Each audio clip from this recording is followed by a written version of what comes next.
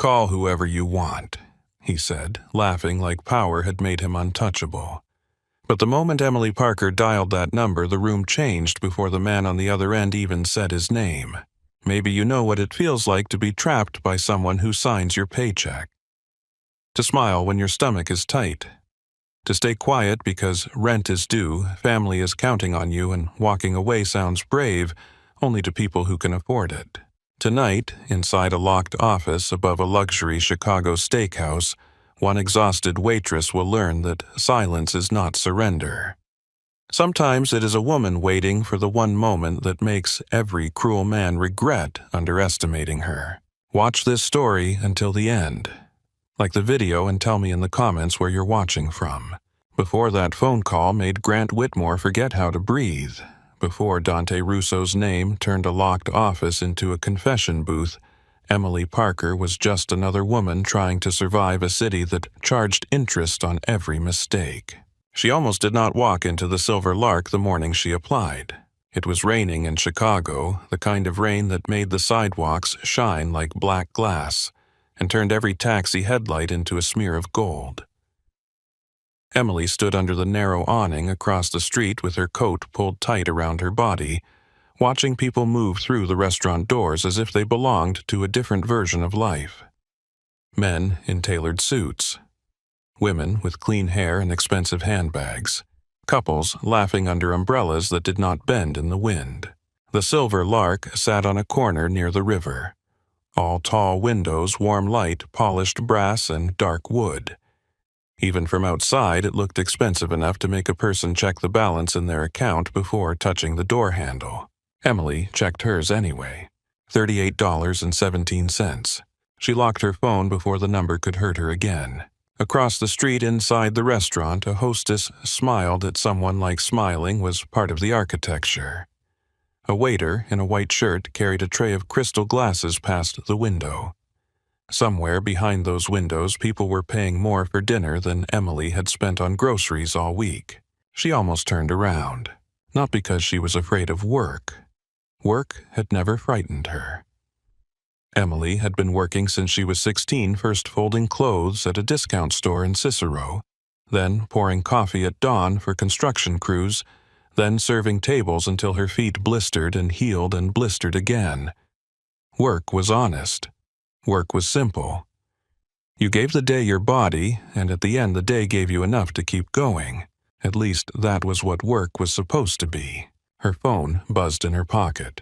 A message from her younger brother, Noah. "Mom says she's fine, but the pharmacy called again. I can pick it up after class if you can send the difference." Emily stared at the message for a long moment. Rain tapped against the awning above her. A bus hissed to a stop nearby. The city moved around her impatient and alive with no interest in whether she could keep up. She typed back with cold fingers.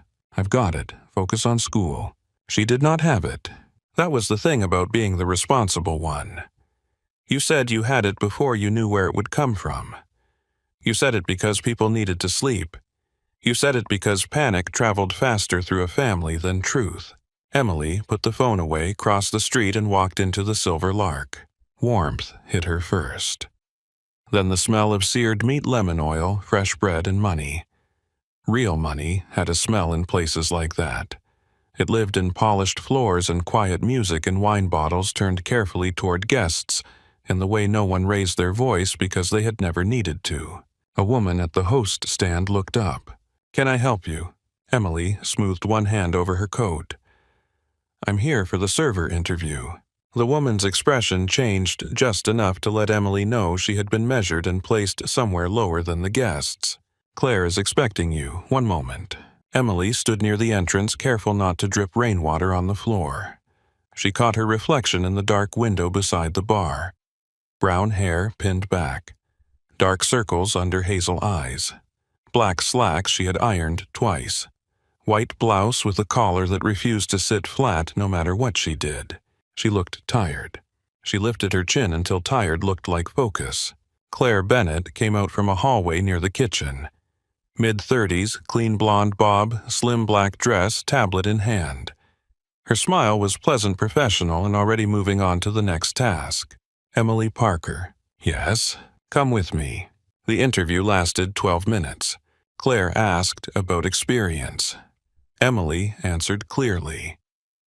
Diners, hotel banquets, lunch service, late dinner rush, private events, wine basics, allergy protocols. Claire asked if she could handle difficult guests. Emily said yes because difficult guests were mostly just lonely people, drunk people, powerful people, or some combination of the three. Claire liked that answer. Then came the paperwork. It is a contractor agreement, Claire said, sliding the packet across the small office table. You are paid through service allocation and shift compensation. Tips are processed through the house system. Schedules are flexible based on business needs. Emily read the first page. Contractor. No benefits. No guaranteed hours. No overtime protection the way an employee might expect. The words sat on the page like small closed doors. Claire watched her read with the expression of someone who had seen this hesitation many times and knew desperation usually won. Is there a problem? Emily thought of her mother's insulin. Noah's tuition. The landlord's envelope taped to her apartment door that morning. Her car sitting behind the building with a brake light that blinked like a warning every time she pressed the pedal. No, Emily said. She signed. Claire took the packet back and tapped the pages into a neat stack. Can you start Friday? Emily gave her the calmest smile she had.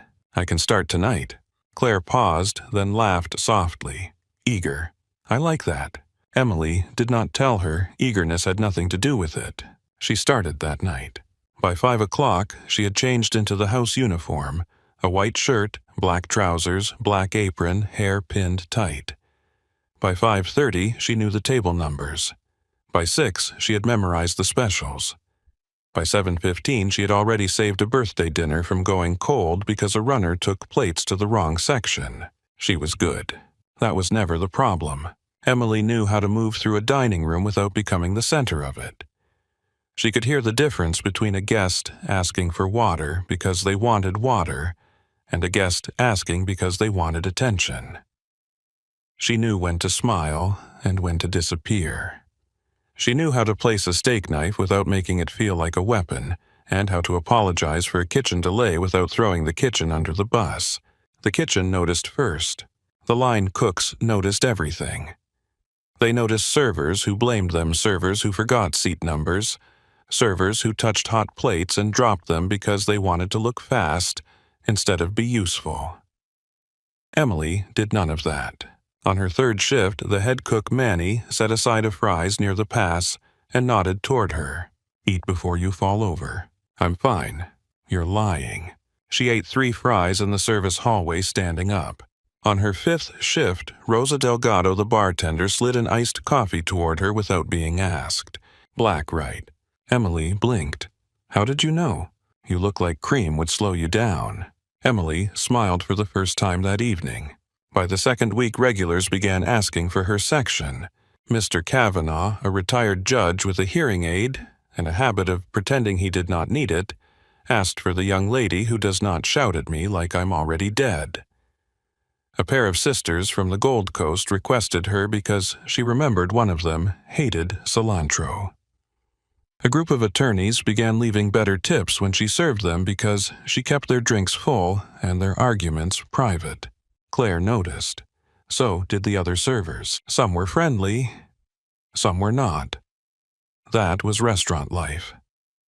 Respect came slowly and left quickly. Emily did not need everyone to like her. She needed hours. She needed money. She needed to go home tired enough to sleep and wake up with enough in her account to keep the lights on. For 3 weeks, she almost believed she had found something stable. Then Grant Whitmore noticed her. He moved through the Silver Lark like the restaurant was not a business, but an extension of his body. He did not rush. He did not carry plates. He did not greet every guest. He simply appeared where people could see him and let them understand that the room belonged to him. Grant was handsome in a way that depended on lighting and confidence. Tall enough. Fit enough. Silver, beginning at his temple's expensive watch at his wrist white shirts tailored to suggest discipline, while his loosened collars suggested charm. He had the easy smile of a man who had learned women were often punished for not smiling back. Emily saw him several times before he spoke to her. She felt him before that. A pause at the edge of her section. A glance that lasted longer than a glance. The sensation of being evaluated not as a worker, but as something that might be acquired. She was clearing a foretop near the front windows when his voice came from behind her. "You're new." Emily turned with 2 plates balanced on one forearm. "Yes, sir." "Emily Parker." "I know." He smiled. The words were simple. The way he said them was not. "You're doing well," he said. "Thank you. Guests like you. I'm glad. I like staff who make guests feel seen." Emily held the plate steady. "That's the job." Grant's smile widened slightly. Not everyone understands the job. He reached out and touched her shoulder. It was not dramatic. Not enough for anyone across the room to notice. Just his hand resting there warm and possessive as if he had placed a claim on a surface. Emily stepped back under the natural excuse of turning toward the kitchen. "I should get these to dish." His hand fell away. His smile did not. "Of course." She walked to the kitchen with the plates. Behind the swinging door, Manny looked up from the line. "You good?" Emily placed the plates in the dish area. "Yes." Manny watched her for half a second longer, then went back to work. Emily told herself it was nothing. Owners touched shoulders. Managers hovered. Powerful men often confused friendliness with contact because no one corrected them. She had worked too many places to treat every uncomfortable moment like a crisis. But the body keeps better records than the mind. After that, she always knew where Grant was. When he entered the dining room, something in her back tightened. When he laughed with guests near the bar, her hands moved more carefully. When his office door opened near closing, she found a reason to be somewhere else. Marlene Hayes noticed. Marlene had worked at the Silver Lark for 6 years. She was in her late 40s with sharp cheekbones, tired eyes, and the kind of calm that came from having survived many things without announcing any of them. She trained new servers when Claire was too busy. She knew which table rocked on the back patio and which regulars tipped in cash if you brought the check before dessert. She also knew when to stop talking because walls in restaurants were never just walls. One afternoon, while they folded napkins in the staff room before dinner service, Marlene said without looking up, "Don't stay alone with Grant." Emily's hands paused. The fluorescent light above them buzzed. Someone's locker hung open. From the kitchen came the sound of metal pans being stacked. Emily kept her voice even. "Why?" Marlene folded another napkin into a clean triangle. "Because men like him don't ask twice, unless they already know you can't afford to say no." Emily looked at her. Marlene finally looked back. There was no drama in her face. No gossip. No pleasure in being the one to warn her. Only fatigue. "Has he done something?" Emily asked. Marlene's mouth tightened. "He does small things first. Compliments, schedule favors, private feedback. Then if you refuse suddenly, your best shifts disappear and everyone starts hearing you have an attitude." Emily felt something cold move through her. "Did you report it?" Marlene gave a small laugh with no humor in it. "To who, Claire? Who needs this job?" "Corporate, which is Grant and 2 investors from Lake Forest Police, because a man touched my shoulder and smiled too long." Emily said nothing. Marlene placed the folded napkin on the stack. "Just be careful." Emily wanted to ask more. She wanted names, dates, proof, a clear map of the danger. But the staff room door opened and 2 servers came in arguing about side work. Marlene picked up the stack of napkins and left. The warning stayed. Grant's attention grew slowly with the patience of rot under fresh paint. He complimented her in front of guests. "Emily is one of our best." Then, when no one was close enough to hear, he lowered his voice. "You make this place look better." She kept her replies short. "Thank you. Glad to help. I should check my tables." The first time he asked her to stay after closing, she was counting receipts at the server station. "Come to my office when you cash out," he said. "I want to go over some feedback." "What kind of feedback?" His eyes moved over her face, the helpful kind. Emily smiled politely. Can it wait until tomorrow? I have to get home. His expression stayed pleasant. Of course. The next schedule came out 2 days later. Her Saturday dinner shift was gone. At first, she assumed it was a mistake. She checked the posted sheet 3 times, then refreshed the scheduling app until her screen dimmed. Saturday dinner had become Tuesday lunch. Friday closing had become Sunday early brunch. The difference was not small. Saturday dinner at the Silver Lark meant business cards, private booths, whiskey, wine, and tips from men who rounded up because they wanted to look generous. Tuesday lunch meant Cobb salads, iced tea, split checks, and people who had meetings in 40 minutes. Emily found Claire in the back office. Can I ask about the schedule? Claire did not look up from the tablet. What about it? My Saturday dinner was changed. Operational needs. I've been doing well on Saturdays. Yes. Emily waited. Claire tapped something on the screen. Then why was I moved? Claire's shoulders rose and fell. Grant reviews premium shift assignments. There it was. Not hidden. Not spoken directly either. Emily's throat tightened. I need those hours. Claire finally looked at her. For a moment, something almost human passed through her face. I know. That was all. Emily went home that night with $22 in tips and a headache behind her eyes. Her apartment was in Pilsen, 3rd floor, narrow stairs, radiator heat that clanged like it was angry to be alive. The kitchen light flickered when the refrigerator kicked on. The window above the sink stuck halfway open in winter and refused to open at all in summer. She put her bag on the chair by the door and removed her shoes slowly because her feet hurt too much to rush. On the table sat a stack of mail she already knew was bad. Electric bill, rent notice, pharmacy reminder. She opened the pharmacy notice first. Her mother's medication had gone up again. Emily stared at the amount until the numbers blurred. Her mother, Linda, lived 15 minutes away in an apartment that always smelled like lavender cleaner and old photographs. She had worked 30 years as a school secretary before illness made her body unreliable. She hated needing help. Emily hated that her mother hated it. So they performed kindness for each other. Linda pretended not to need too much.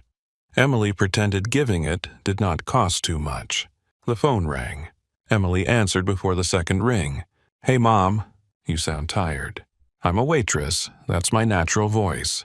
Linda laughed softly, then coughed. Emily closed her eyes.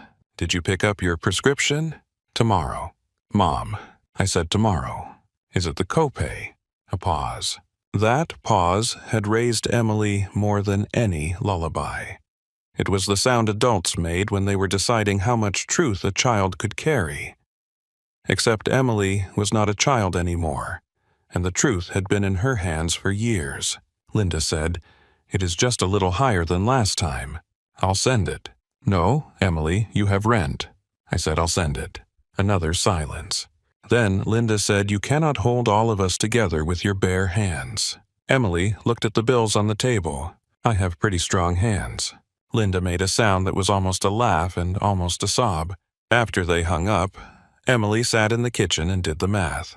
Rent, medication, train pass, groceries, Noah's tuition gap, minimum payment on the credit card she used when her mother's insurance lapsed. The numbers did not care how tired she was. The next week, Grant asked again. This time, he approached her near the wine room after service when the dining room had thinned and the remaining guests were deep into after-dinner drinks. My office, he said. 5 minutes. Emily held a tray against her hip. For what? He smiled like her caution amused him. You always this suspicious. I like to know why I'm being asked to stay after my shift. Feedback. I prefer feedback during scheduled hours. Grant leaned slightly closer. Not enough to touch. Enough to make her aware of the wall behind her. You know Emily. Opportunity comes to people who understand relationships. She looked at him directly. I understand work. His eyes changed, only for a second. Then the smile returned. Go home then. She did. The next paycheck had a deduction. $35. The payroll note said service adjustment. Emily went to Claire. What is this? Claire looked at the screen. A service adjustment. What does that mean? It is applied at management discretion. For what? Claire pressed her lips together. Service concerns. I have not received a warning. The adjustment is the warning. That is not how warnings work. Claire said nothing. Emily stood in the office doorway feeling the shape of the trap. Can I appeal it? You can submit a written note. To who? Claire looked at her. Emily almost laughed. Instead, she said, "Thank you." She went home and opened a blue folder. At first, the folder had been for practical things. Pay stubs, schedules, receipts, rent notices. Then it became something else. She printed the schedule where her Saturday shift disappeared. She printed the pay stub with the deduction. She wrote down the dates Grant asked her to stay late. She wrote down what he said as accurately as she could remember it. She did not know yet what the folder was for, only that keeping records made her feel less crazy. By the end of the month, the $35 deduction became $70, then $120. Her best shifts kept disappearing. The regulars who liked her were seated elsewhere. A table she had served for weeks was quietly moved to another server after she greeted them. The host apologized with her eyes, but not her mouth. Grant began correcting her in public. A wine glass, half an inch out of place. A napkin fold, he said, looked sloppy. A tone, he said, sounded cold, though the guests had smiled and thanked her. He never yelled. That would have been too easy to name. Grant knew how to make cruelty look like management. One Thursday evening, he stopped beside her section while she was pouring water for a couple celebrating their anniversary. "Emily," he said loud enough for the table to hear, "try not to hover. Guests come here to relax." The wife looked uncomfortable. Emily lowered the water pitcher. Of course. She walked back to the server station with her face calm and her pulse pounding in her ears. Rosa was there slicing lemons. "He's doing it on purpose," Rosa said quietly. Emily reached for a clean tray. "I know. You should leave." Emily looked at her. Rosa sighed. "I know, money. That was the whole ugly prayer of working people. I know, money." Emily applied for other jobs during breaks. A hotel downtown wanted open availability and paid less. A diner near her apartment could offer 20 hours a week. A catering company said they would keep her on file, which meant nothing. Every door opened just enough to show her there was no room inside. So she kept going back. At night, she lay in bed and listened to the radiator knock against the wall. Her phone glowed on the pillow beside her, full of things she could not answer yet. Noah asking if she needed help. Her mother asking if she was eating.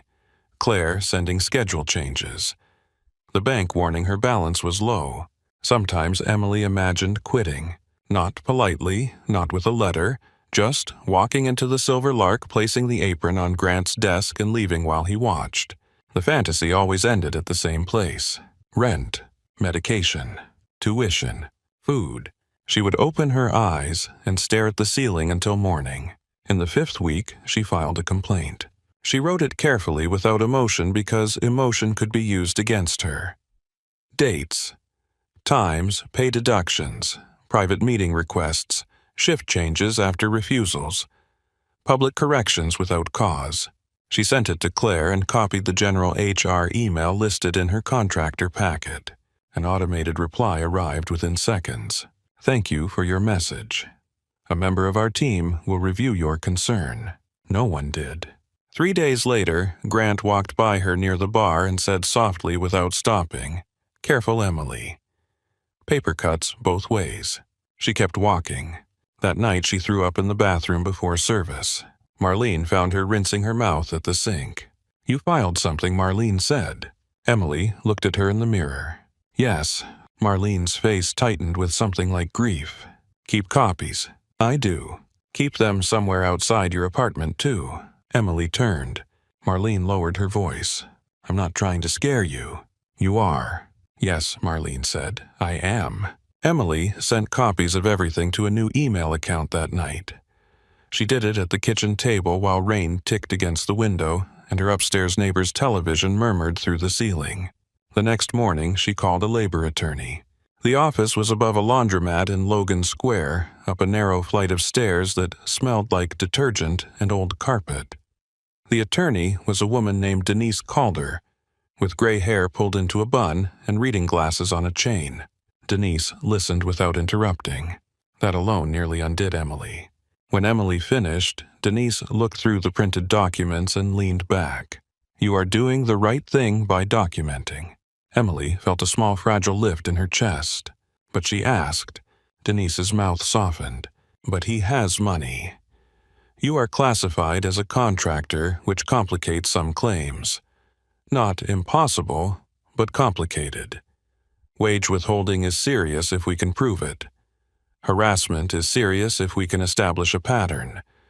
Retaliation is serious if we can tie the schedule changes and deductions to your refusals and complaint." Emily nodded. "How long?" Denise looked at her for too long. Emily understood before she answered. "Months," Denise said, "maybe longer." "How much?" Denise folded her hands. The number was not cruel. It was simply impossible. Emily thanked her. Denise walked her to the door. "Miss Parker." Emily turned. "Keep records. Do not meet him alone if you can avoid it. And if you ever feel physically unsafe, leave first and figure out the rest later." Emily nodded. Outside, the city was gray and wet. Below the office, washing machines turned behind fogged glass, other people's clothes spinning in circles, trapped and moving at the same time. Emily stood at the bus stop for 20 minutes. When the bus came, she almost did not get on. Not because she had somewhere else to go, but because for one strange second going anywhere felt like choosing wrong. Then her phone buzzed. "Noah, got an A on my anatomy exam." Mom cried, "Don't tell her I told you." Emily smiled despite everything. She got on the bus and went to work. That evening, Grant was in the dining room. He wore a navy suit and a pale shirt open at the throat. He was laughing with two men near the bar, one hand in his pocket, the other holding a glass of whiskey. To anyone watching, he looked like success. Clean, warm, untouchable. Emily tied her apron in the staff room. Marlene stood beside her applying lipstick in a small cracked mirror. "You okay?" Emily pulled the knot tight. "Number." Marlene looked at her. Emily met her eyes in the mirror. "But I'm here."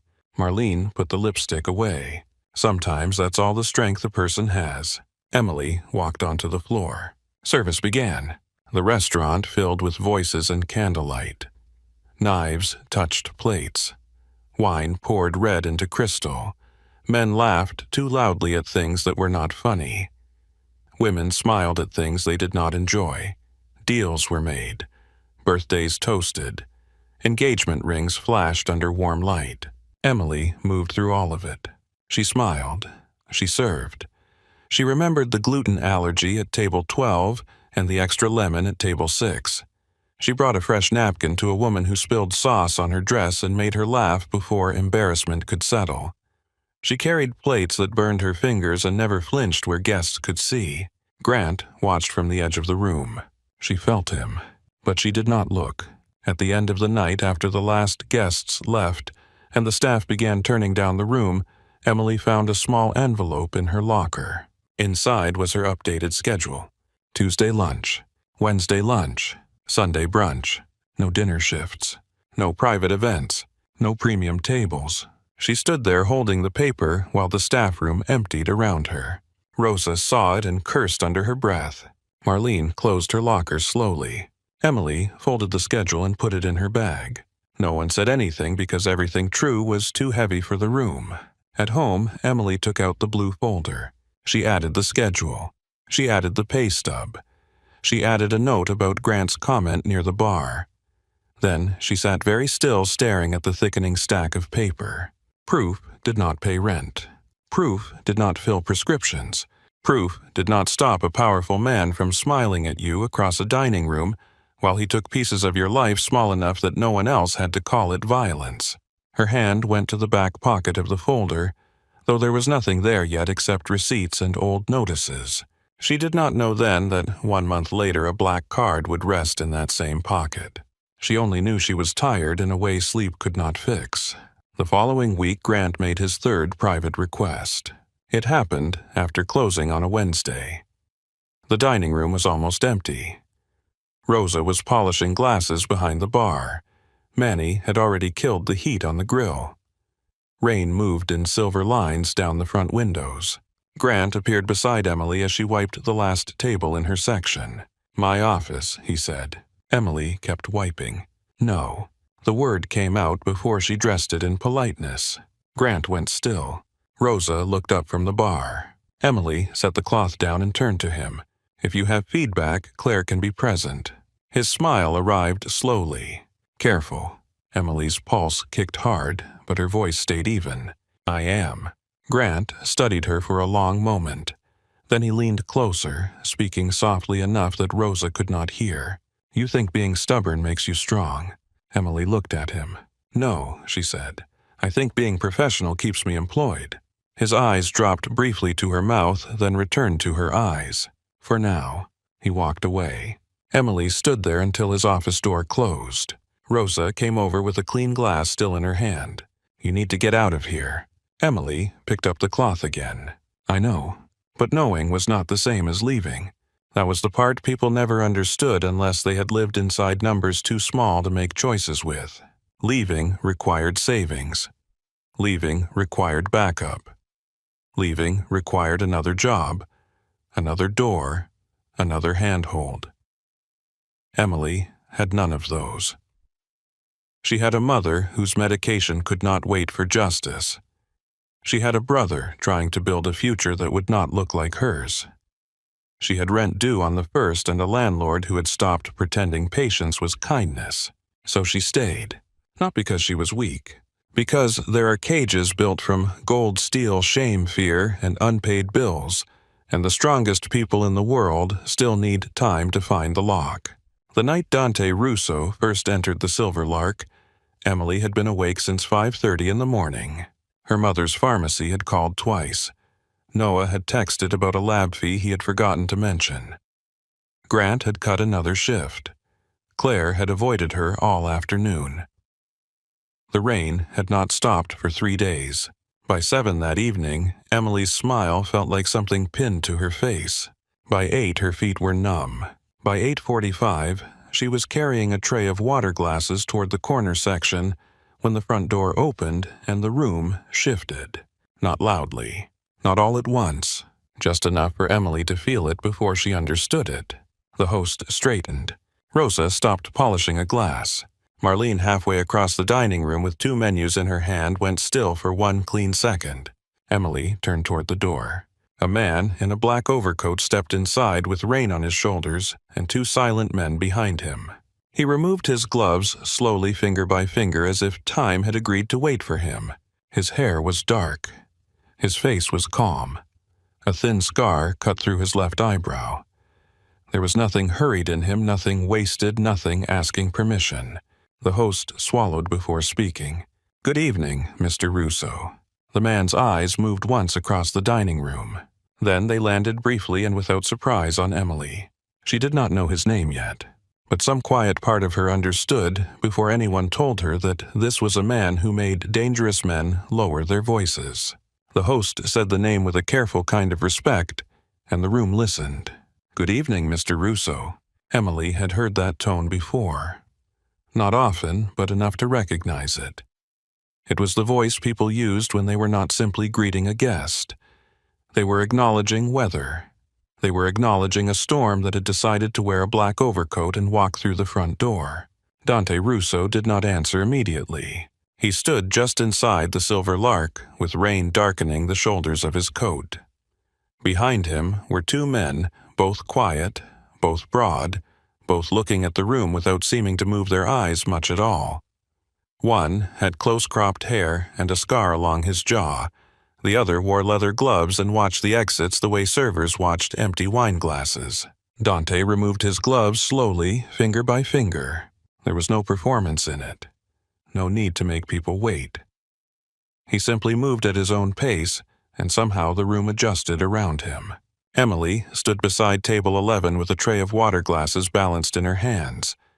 She had carried trays through screaming kitchens, crowded banquets, spilled champagne fighting couples, and drunk businessmen who thought snapping fingers made them kings. Her hands rarely shook. They did not shake now. But she noticed the weight of the tray. She noticed the way Rosa had gone still behind the bar, the way Marlene's face had closed into something unreadable, the way Claire appeared near the host stand as if pulled there by a string. Grant Whitmore was not on the floor. That was the first thing Emily thought. The second thing was that everyone else had noticed, too. The host guided Dante and his men toward the corner booth near the tall windows. It was in Emily's section because of course it was. Life had a way of placing dangerous things directly in front of her and then asking if she could still smile.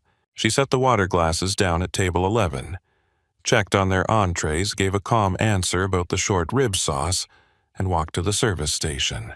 Rosa was there with a bottle opener in her hand. "Do you know that table?" Emily asked quietly. Rosa did not look toward the booth. "Number?" Emily waited. Rosa sighed through her nose. "I know of him." "That bad?" "That depends on who you are." Emily reached for 3 menus even though the host had already placed menus on the table. Her hands needed something to do. Rosa lowered her voice. "Dante Russo owns half the nightlife money in this city, and the other half asks him before it moves." Emily looked at her.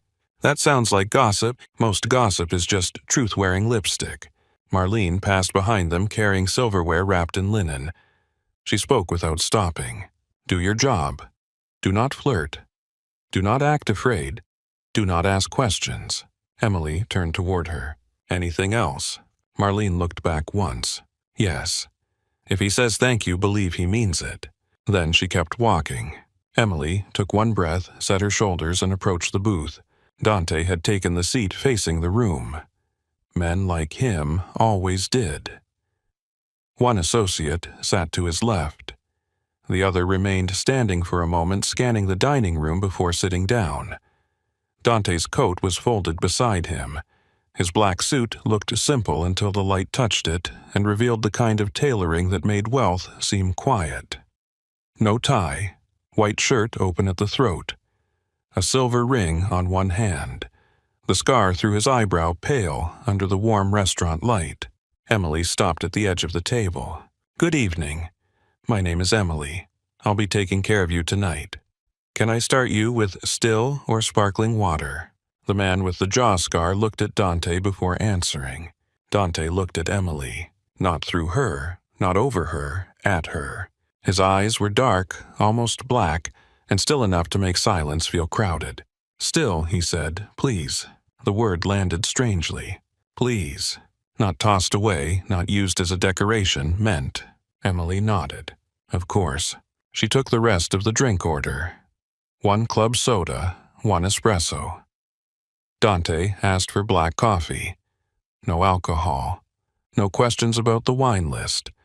No attempt to charm her. No lingering comment about her smile or her name or how long she had worked there. By the time she walked away, Emily understood why he made people nervous. He gave nothing away, and he missed nothing. At the server station, she poured the water herself. She could have asked a runner. She did not. Something about that table made her want every step clean. When she returned, Dante was watching the dining room. Not like a tourist. Not like a critic. Like a man reading a room for exits, threats, weaknesses, and secrets. His gaze passed over Grant's closed office door. Then it returned to Emily. She placed the water glasses down. "Are you ready to hear the specials?" The associate with the scar nodded. Dante said nothing, which Emily took as permission. She described the dry, aged ribeye, the lake trout, the lamb with rosemary juice. Her voice stayed steady. Her feet hurt. Her back hurt. Her face felt tired from holding the same professional warmth all evening, but her voice did not betray her. Dante listened without checking his phone. That alone made him different from most men at his level. When she finished, he ordered steak, medium rare, no sauce. Black coffee after the meal. Nothing else. The man knew what he wanted and did not make a ceremony of wanting it. Emily entered the order, checked her other tables, delivered wine to a couple, celebrating an anniversary, and ignored the growing pressure behind her eyes. She had been holding herself together since sunrise, and the seams were beginning to pull. Her mother had called at noon. Not to ask for money. Linda never asked directly. She only mentioned things in a careful voice as if the details might become lighter if she set them down gently. The pharmacy said they need payment before they release the refill. Emily had been standing in the staff bathroom with one hand pressed against the sink. How much? Sweetheart, I can wait until Friday. How much, Mom? The number was not enormous. That was what made it cruel. It was small enough that a stable person could fix it without thinking. Large enough that Emily had to choose which bill to wound. She sent the money anyway. Then Noah texted about his lab fee. Then Claire told her Grant had moved her Friday dinner shift to Sunday lunch. By the time Dante Russo walked in, Emily had already spent the whole day swallowing panic in pieces small enough not to choke on. Service continued. The table near the window behaved almost too quietly. Dante's men spoke in low voices, sometimes in Italian, sometimes in English. Dante mostly listened. When Emily brought the steak, he moved his water glass slightly to make room for the plate before she reached for it. That small courtesy struck her harder than it should have. Powerful men usually waited to be served. Dante made space. She tried not to think about it. The first sign that Grant had returned to the dining room came as a shift in her own body. Her shoulders tightened before she saw him. He appeared near the bar in a charcoal suit, smiling at a city councilman who came in every few weeks and tipped poorly because he believed recognition was a form of payment. Grant shook hands, laughed, touched the man's arm, then turned his head. His eyes found Emily. They stayed. Emily was pouring water at table 9. She felt the look crawl over the back of her neck. She kept pouring. Too long. The glass overflowed. Not much. Just a thin rush over the rim onto the white tablecloth. The guest pulled back slightly. "Oh, I'm so sorry," Emily said, already reaching for a napkin. "Let me fix that for you." "It's fine," the woman said kindly. Emily blotted the water. Her fingers moved quickly, too quickly. When she turned toward the service station, Grant was still watching. His smile had changed. She hated that smile more than his anger. At Dante's booth, the conversation stopped. Emily did not see Dante notice, but he did. She went to the kitchen for fresh linen. The moment she passed through the swinging door, she let her face fall. Just for 2 seconds. That was all she allowed herself. Manny looked up from the pass. Table 9. Water spill. "You need a minute." "No." He gave her a look that said he did not believe her, but he turned back to the line. Emily pressed the clean linen to her chest and closed her eyes. 1 breath. 2. Then she returned to the floor. She fixed the tablecloth. She apologized again. She checked on the anniversary couple. She brought espresso to a man who did not look up from his phone. She picked up dessert menus. She smiled until the muscles in her cheeks felt carved from stone. Near 10, the restaurant softened into its late evening rhythm. Voices lower, glasses emptier. The kitchen moving from rush to recovery. Rain tapping the windows. The city beyond them blurred in silver and black. Emily brought Dante's coffee. She set it down beside his right hand. "Black coffee. Thank you." Again he meant it. She began clearing the side plates. Her body leaned across the table with practiced care. That was when another tear escaped. Just one. She did not feel it until it reached her jaw. She turned slightly, hoping the shadow would hide it. It did not. Dante's voice came low across the table. "Who made you cry?" Emily froze. The associate with the scar looked down at his plate. The other man looked toward the windows. Neither of them pretended not to hear. They simply gave the moment space. Emily wiped her cheek with the back of her finger. "No one. Long day." Dante did not move. "That was not my question." His voice had not hardened. That almost made it harder to answer. She was used to force. She was used to men pushing because they wanted something. This was different. He was not reaching for her. He was holding the question still and letting her decide whether to step near it. Emily straightened with the plates in hand. "I'm fine." Dante looked at her for a long moment. His eyes flicked once toward Grant's office door. Emily hated herself for noticing that he had noticed. "I did not ask if you were fine," Dante said. The words were quiet enough that no one outside the booth could hear. Emily looked at him then, really looked. There was no pity in his expression, no soft performance of concern, no male satisfaction at having found a weakness, only attention. Exact, controlled, patient. Something in her wanted to tell him. That was the dangerous part. Not because of who he was, because of how tired she was. A person can carry pain for so long that the first steady voice sounds like a place to set it down. She tightened her grip on the plates. Family issue, she said. Work issue. Life issue. Pick one. One corner of Dante's mouth shifted not quite into a smile. Efficient answer. I'm working. So I see. His gaze moved briefly to the plates in her hands. Emily realized he was dismissing her without dismissing her, letting her return to the safety of motion. She nodded. I'll bring the check whenever you're ready. Emily. Her name in his mouth stopped her, though she did not know why. She turned back. Dante leaned slightly forward. The light caught the silver ring on his hand. Some men mistake quiet women for easy targets. The words hit too close. Emily's throat tightened. She looked toward the office door before she could stop herself. It was only half a second. Enough. Dante saw it. His expression did not change, but the air around him did. Emily lifted her chin. I'm not easy. No, Dante said. You are not. There was something in the way he said it that warmed her and frightened her at the same time. Not flirtation. Recognition. Emily walked away before the moment could become anything else. At the server station, she set the plates down harder than necessary. Rosa glanced over. You okay? Emily took a breath. Yes. Rosa's eyes moved toward Dante's booth. Careful with that one.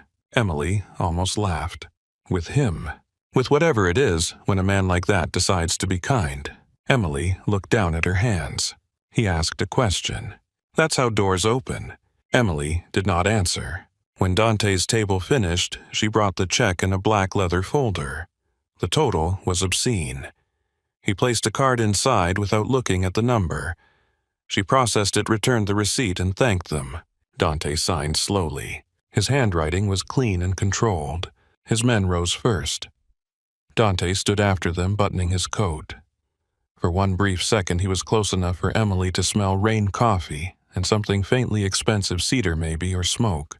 Good night, Emily. Good night, Mr. Russo. His eyes held hers. Dante. The correction was quiet. She should not have felt it in her ribs. Good night, Dante. He left without looking back. The room exhaled after him. Conversations rose again. Rosa resumed polishing glasses. The host looked relieved in a way he tried to hide. Grant's office door remained closed. Emily waited until her other tables were settled before clearing Dante's booth. The cash was the first thing she saw. Folded beneath the signed receipt was a tip large enough to make her stop moving.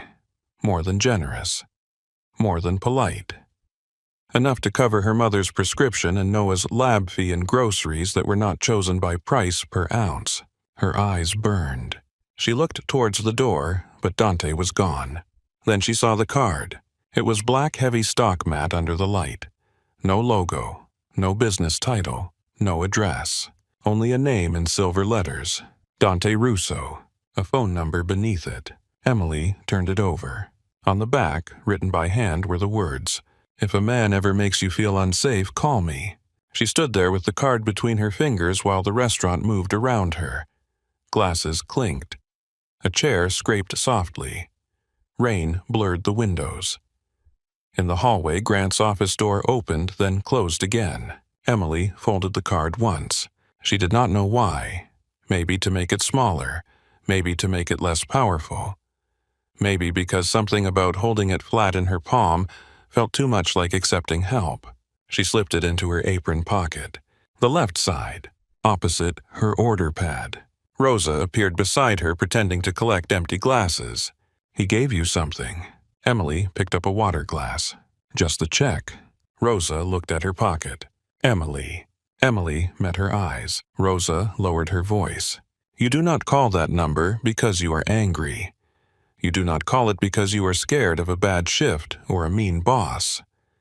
If you call Dante Russo, something answers with him. Emily felt the card against her hip. What kind of something? Rosa looked toward the door. The kind this city pretends it does not need until the police are too slow and lawyers are too expensive. Emily said nothing. Rosa softened. I'm not telling you to throw it away. What are you telling me? I'm telling you a door like that does not open into a normal room. Emily finished clearing the booth. At the end of the night, she changed in the staff room and found herself touching the folded card through the apron fabric. Marlene noticed, but said nothing. That was one of Marlene's gifts. She knew when silence was mercy. Emily walked home under a broken umbrella with the card in her coat pocket. The rain had thinned to mist. Streetlights smeared gold across the pavement. A train roared somewhere above the avenue, iron on iron, loud enough to cover the sound of her own breathing. At home, she set the card on the kitchen table. It looked wrong there next to the overdue electric bill and a chipped mug with a tea bag gone cold inside it. Dante Russo. She said the name once under her breath. Not like a prayer. More like testing whether the room changed around it. It did not. Her apartment remained small. The radiator still knocked. The sink still dripped once every 12 seconds. Her phone still showed a low balance and 3 unread messages. Nothing had changed. And yet, something had entered her life that had not been there before. An option. Emily picked up the card and walked to the trash can. She stood there for a full minute. Then she cursed softly, turned around and put it in the back pocket of the blue folder. The next morning she woke before her alarm. For a few seconds she did not remember the card. Then she did. She got out of bed, opened the folder, and stared at it.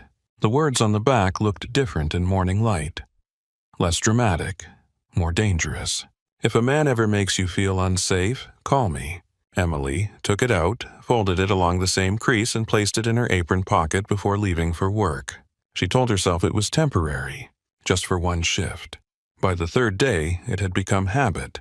By the 10th, it had become weight. By the 17th, it had become a secret she carried so close to her body that sometimes when Grant passed too near, she felt her hand drift toward it. Not to use it. Never to use it. Only to remember it was there. Dante did not return to the Silver Lark that week, or the next. But once Emily thought she saw a black car across the street when she left after closing. It was parked beneath a dead streetlight engine running windows dark. She paused on the sidewalk. The car did not move. Then Rosa came out behind her, and when Emily looked again, the car was gone. She told herself it was nothing. Chicago was full of black cars. Chicago was full of men with secrets. Still, when she walked home, she did not feel watched in the way Grant made her feel watched. She felt guarded. That scared her more than fear did. One night, near the end of the month, Emily found Marlene in the alley behind the restaurant. Marlene was leaning against the brick wall, coat wrapped around her shoulders, cigarette unlit between her fingers. "I thought you quit," Emily said. Marlene looked at the cigarette, trying. Emily stood beside her. For a while they listened to the kitchen vents and the wet hiss of tires in the street. Marlene said, "Rosa told me who gave you the card." Emily closed her eyes. "Of course she did. She worries loudly. She warned me not to use it. She is not wrong." Emily looked at her. Marlene turned the cigarette between her fingers. "I'm going to say something, and you can hate me for it if you need to. I probably won't. You might." Marlene inhaled slowly as if preparing her lungs for truth.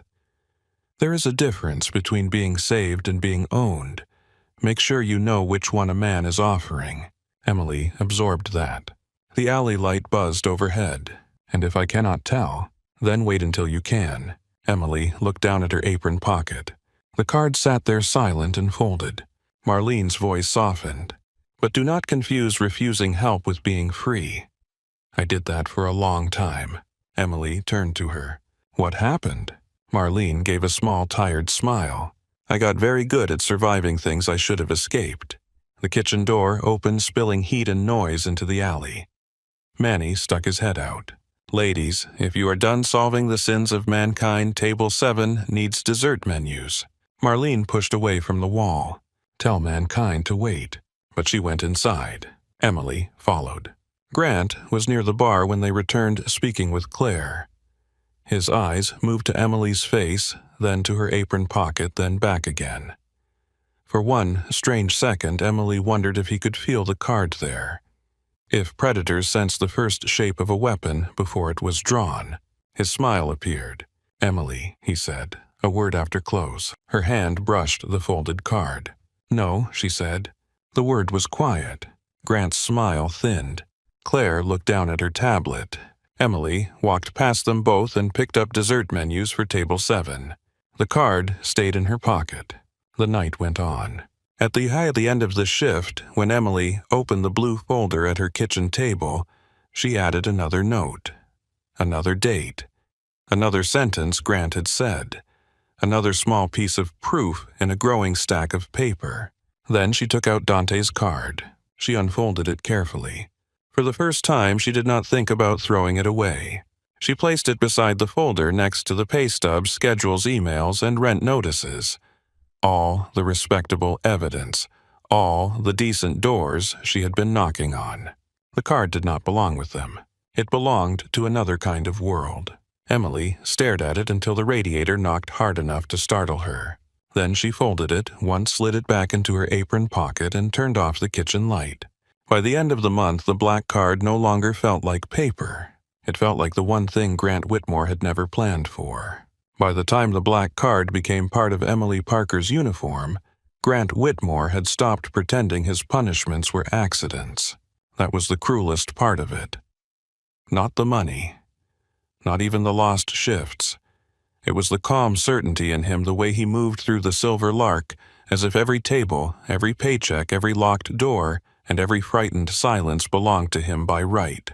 He had learned her life the way a thief learns a house before breaking in. He knew she needed the job. He knew Friday dinners mattered. He knew Saturday private events could cover a week of groceries. He knew she stayed late when asked to help Rosa close the bar because Rosa would split cab fare home. He knew she sent money to her mother. He knew Noah was in school. Emily had never told him any of that directly. Men like Grant did not need confession. They collected details from payroll forms, casual staff conversations, emergency contact sheets, and the tired look on a woman's face when she checked her phone between tables. Then they called it management. The next schedule appeared on a Monday afternoon. Emily stood in the narrow staff hallway with her coat still on, rainwater darkening the ends of her hair. Servers crowded around the posted sheet scanning for good shifts, bad shifts, doubles brunches, and late closings. Someone cursed softly. Someone else laughed in relief. Emily waited until the others moved away. Her name was near the bottom. Tuesday lunch. Wednesday lunch. Sunday brunch support. No Friday. No Saturday. No private event. She read it once, then again, though there was nothing complicated on the page. Her best hours had been removed cleanly, like a surgeon cutting away anything that might keep her alive. Behind her, Marlene said nothing. That was how Emily knew it was bad. She folded the edge of her coat sleeve between her fingers and let go before she wrinkled it. Claire came down the hall with her tablet against her chest. "Claire," Emily said. Claire slowed, not stopped. Emily pointed to the schedule. "I need to talk about this." Claire's face had become a practiced hallway face. Smooth, busy, regretful from a safe distance. "Not now." "When?" "Email me." "I have emailed you." Claire looked past her toward the dining room. "Then I'll respond when I can." Emily stepped half a foot into her path. "My premium shifts were removed again." Claire lowered her voice. "Emily, don't do this in the hallway." "Then where should I do it?" Claire's eyes flicked toward Grant's office door. There was the answer. Emily felt the card in her apron pocket, even though she was not wearing the apron yet. It was tucked in her coat today inside the lining near her ribs. Claire leaned closer. "I'm sorry." Emily studied her. The apology was real. That somehow made it worse. "Sorry does not pay me," Emily said. Claire's mouth tightened. "No, it doesn't." Then she walked away. Emily stayed by the schedule until Rosa came to stand beside her. Rosa smelled like coffee and citrus peel. "How bad?" Emily did not answer. Rosa looked for herself. A low curse left her mouth. "Grant is a disease in a good suit." Emily laughed once, sharp and tired. "I need Saturday." "I know. I need Friday."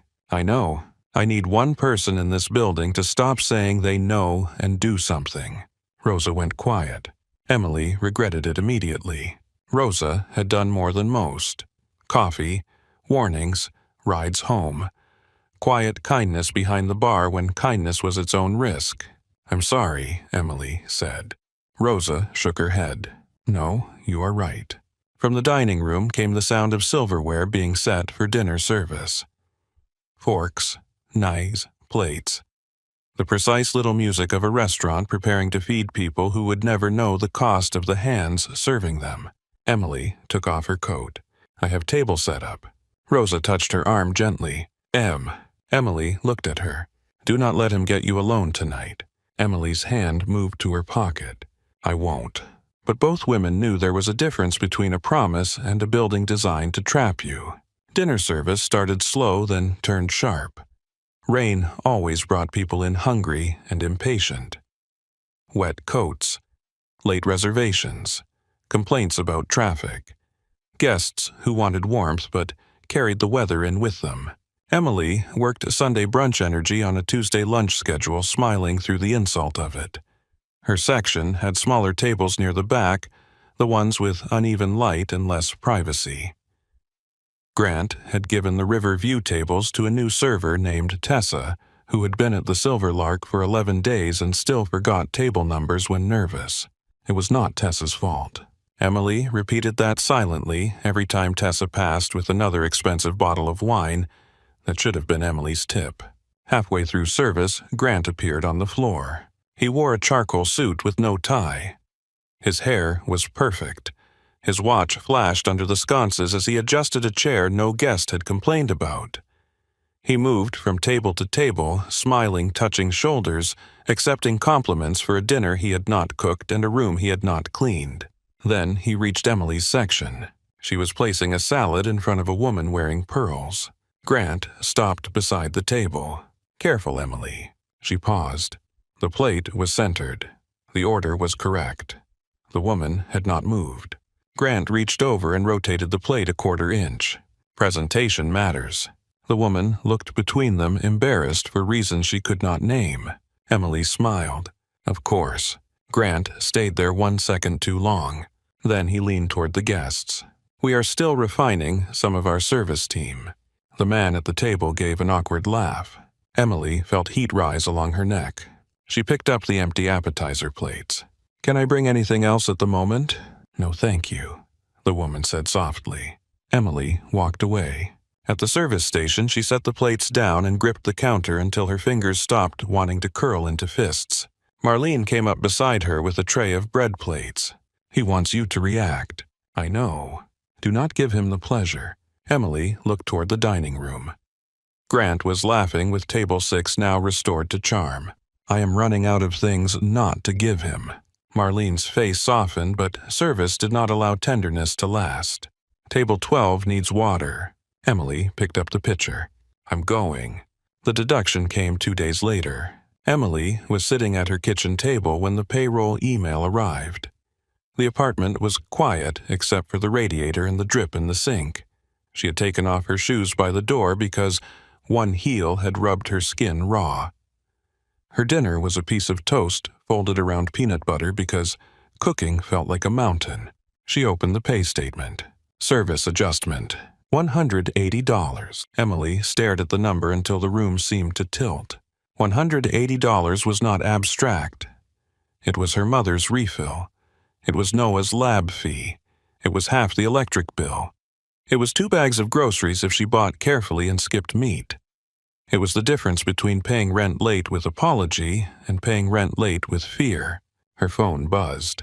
Noah, don't be mad. I talked to my advisor. If I take 1 semester off, I can work full-time and go back in spring. Emily pressed the heel of her hand to her mouth. The toast sat untouched on the plate. She typed with one hand. You are not taking a semester off. He replied almost immediately. You can't keep doing this. She closed her eyes. Then she typed. I said no. 3 dots appeared. Disappeared. Appeared again. Okay. That single word broke something small in her. Not because he had agreed, Because he trusted her to make impossible things possible. Emily set the phone down and opened the blue folder. She added the new pay statement.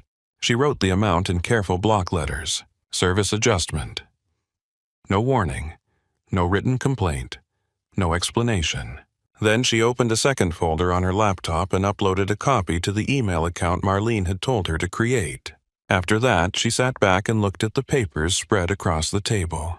Schedules, pay deductions, emails, notes, screenshots, names, dates, a whole architecture of proof. And still Grant would walk into that dining room tomorrow with his expensive smile and call her difficult. The next day, he did not wait long. Emily arrived for Wednesday lunch and found two servers whispering near the wine station. One was Tessa. The other was a man named Blake, who had been hired the week before and already laughed too hard at Grant's jokes. They stopped when Emily approached. Too late. She heard her name. Then Blake said, "I'm just saying if there were register issues, they would not keep her on cash out." Emily went still. Tessa looked guilty. Blake looked amused. Emily set her bag down slowly. "What register issues?" Blake shrugged. "Nothing. I heard wrong." "No, Emily, said. You heard something. Say it clearly." Tessa swallowed. "Grant said there have been discrepancies." Emily's pulse moved into her throat. "Discrepancies." Blake lifted his hands. "Hey, I don't know anything." "Then stop repeating it."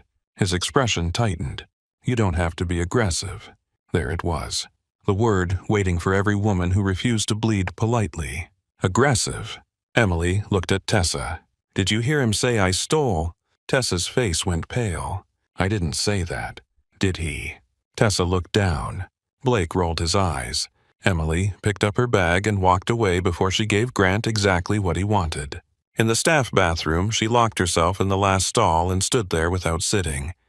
The tile smelled like bleach and old perfume. Her breath came too fast. She pressed both hands against the wall and counted backward from 20. 20. 19. 18.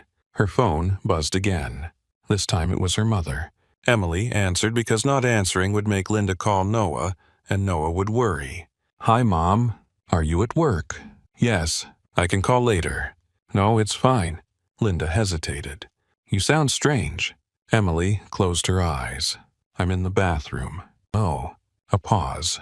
The kind mothers understand too well. What happened? Emily stared at the stall door. Nothing she could say would make the situation smaller. Nothing she could hide would make her mother safer. Just a hard shift. Linda was quiet for a long moment. Then she said, "You do not have to protect me from every hard thing." Emily's eyes burned. "Yes, I do. No, baby, you don't." Emily covered her mouth with her hand, but the sound still escaped. Small, broken, angry. She hated crying at work. Hated it more than Grant's smile. Crying felt like giving him a receipt. Linda's voice softened. "Come over tonight, I'll make soup. You can't stand that long. I can open a can with dignity." Emily laughed through the tears. "I'll come after close." "Good, and Emily." "Yes. If someone is hurting you, do not make loneliness part of the injury." Emily did not answer, because the black card was in her apron pocket, because the blue folder was under her mattress, because loneliness had already become part of it, woven so tightly into the days that she had stopped naming it. "I love you," Emily said. "I love you more." Emily ended the call, washed her face, and returned to the floor with dry eyes. Grant was waiting near the server station. Not visibly. He was speaking to Claire, but his body had angled toward the hallway as if he knew exactly when Emily would emerge. He looked at her face, then smiled. "Everything all right?" Emily picked up a stack of menus. "Yes." "You seem emotional." "I'm working." "That is not what I asked." She met his eyes. "And yet that is my answer." Claire's tablet lowered slightly. Grant's smile thinned. "Careful with your tone." Emily leaned closer just enough that only he could hear. "Careful with my pay." For 1 second his face emptied. Not anger, not surprise. Calculation. Then his smile returned brighter than before. "There she is." He walked away. Claire whispered Emily. Emily did not look at her. "No, That evening, Marlene found her in the alley behind the kitchen. The air smelled like wet brick garbage bins and the metallic breath of the city after rain. Emily stood beneath the security light with her arms crossed, trying to make 5 minutes feel like rest. Marlene stepped out and let the door close behind her. "He is telling people you are stealing. I heard. It is not new." Emily turned. Marlene looked older under the alley light. "There was a girl before you," she said. "Katie, 23, sweet kid. Worked hard. Her father was sick. Grant knew. He always knows the soft places." Emily said nothing. Marlene continued. "She refused him. Lost shifts. Lost tips. Then the rumors started. Cash drawer, wine inventory, guest complaints. She quit before he could fire her. What happened to her? She applied at 3 restaurants in River North. All of them called Grant." Emily's stomach sank. He ruined her reference. Marlene nodded. "Katie moved back to Indiana. The alley seemed to narrow." "Why did you stay?" Emily asked. Marlene looked at the unlit cigarette between her fingers. "Because I had 2 kids and an ex-husband who treated child support like a suggestion."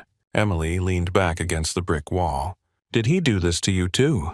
Marlene's silence answered before her mouth did. "Not the same way." Emily understood. Not the same way did not mean less. It meant another shape of harm. Marlene looked at her. "You have something Katie did not."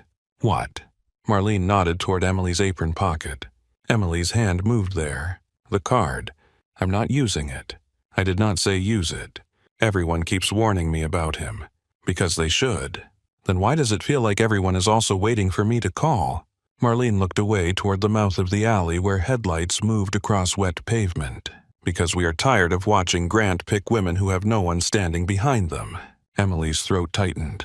"I don't know Dante Russo." "No," Marlene said, "but Grant knows of him." Emily looked at her sharply. "How do you know?" Marlene's mouth twisted. "Grant used to brag more when he drank with investors after close. Dante owns buildings, clubs, restaurants, security firms. Maybe more than that. Grant talks like he respects men like him. But respect is not the word. What is? Fear." The kitchen door opened. Heat spilled out. Manny stuck his head into the alley. "Break is over." Marlene crushed the unlit cigarette in her palm like it had offended her. "We're coming." Emily went back inside with the card heavy in her pocket. For the next week, Grant tightened the cage 1 wire at a time. A customer complaint appeared in her file unsigned and vague. Unwelcoming demeanor. No date. No table number. No name. Claire would not give her a copy. Emily wrote down the refusal. Then her cash-out took longer than everyone else's because Grant required a second count. Then she was told she could no longer serve private dining. Then a regular who always asked for her was seated in Tessa's section. When the man waved at Emily and asked why she was not taking care of him, Grant appeared within seconds and said smoothly, "Emily is helping us in a different capacity tonight." A different capacity. That meant standing near the service station with no tables for 20 minutes, while Rent waited at home like a wolf. Every night Emily added to the folder. Every morning she woke with less room inside herself. The card remained untouched.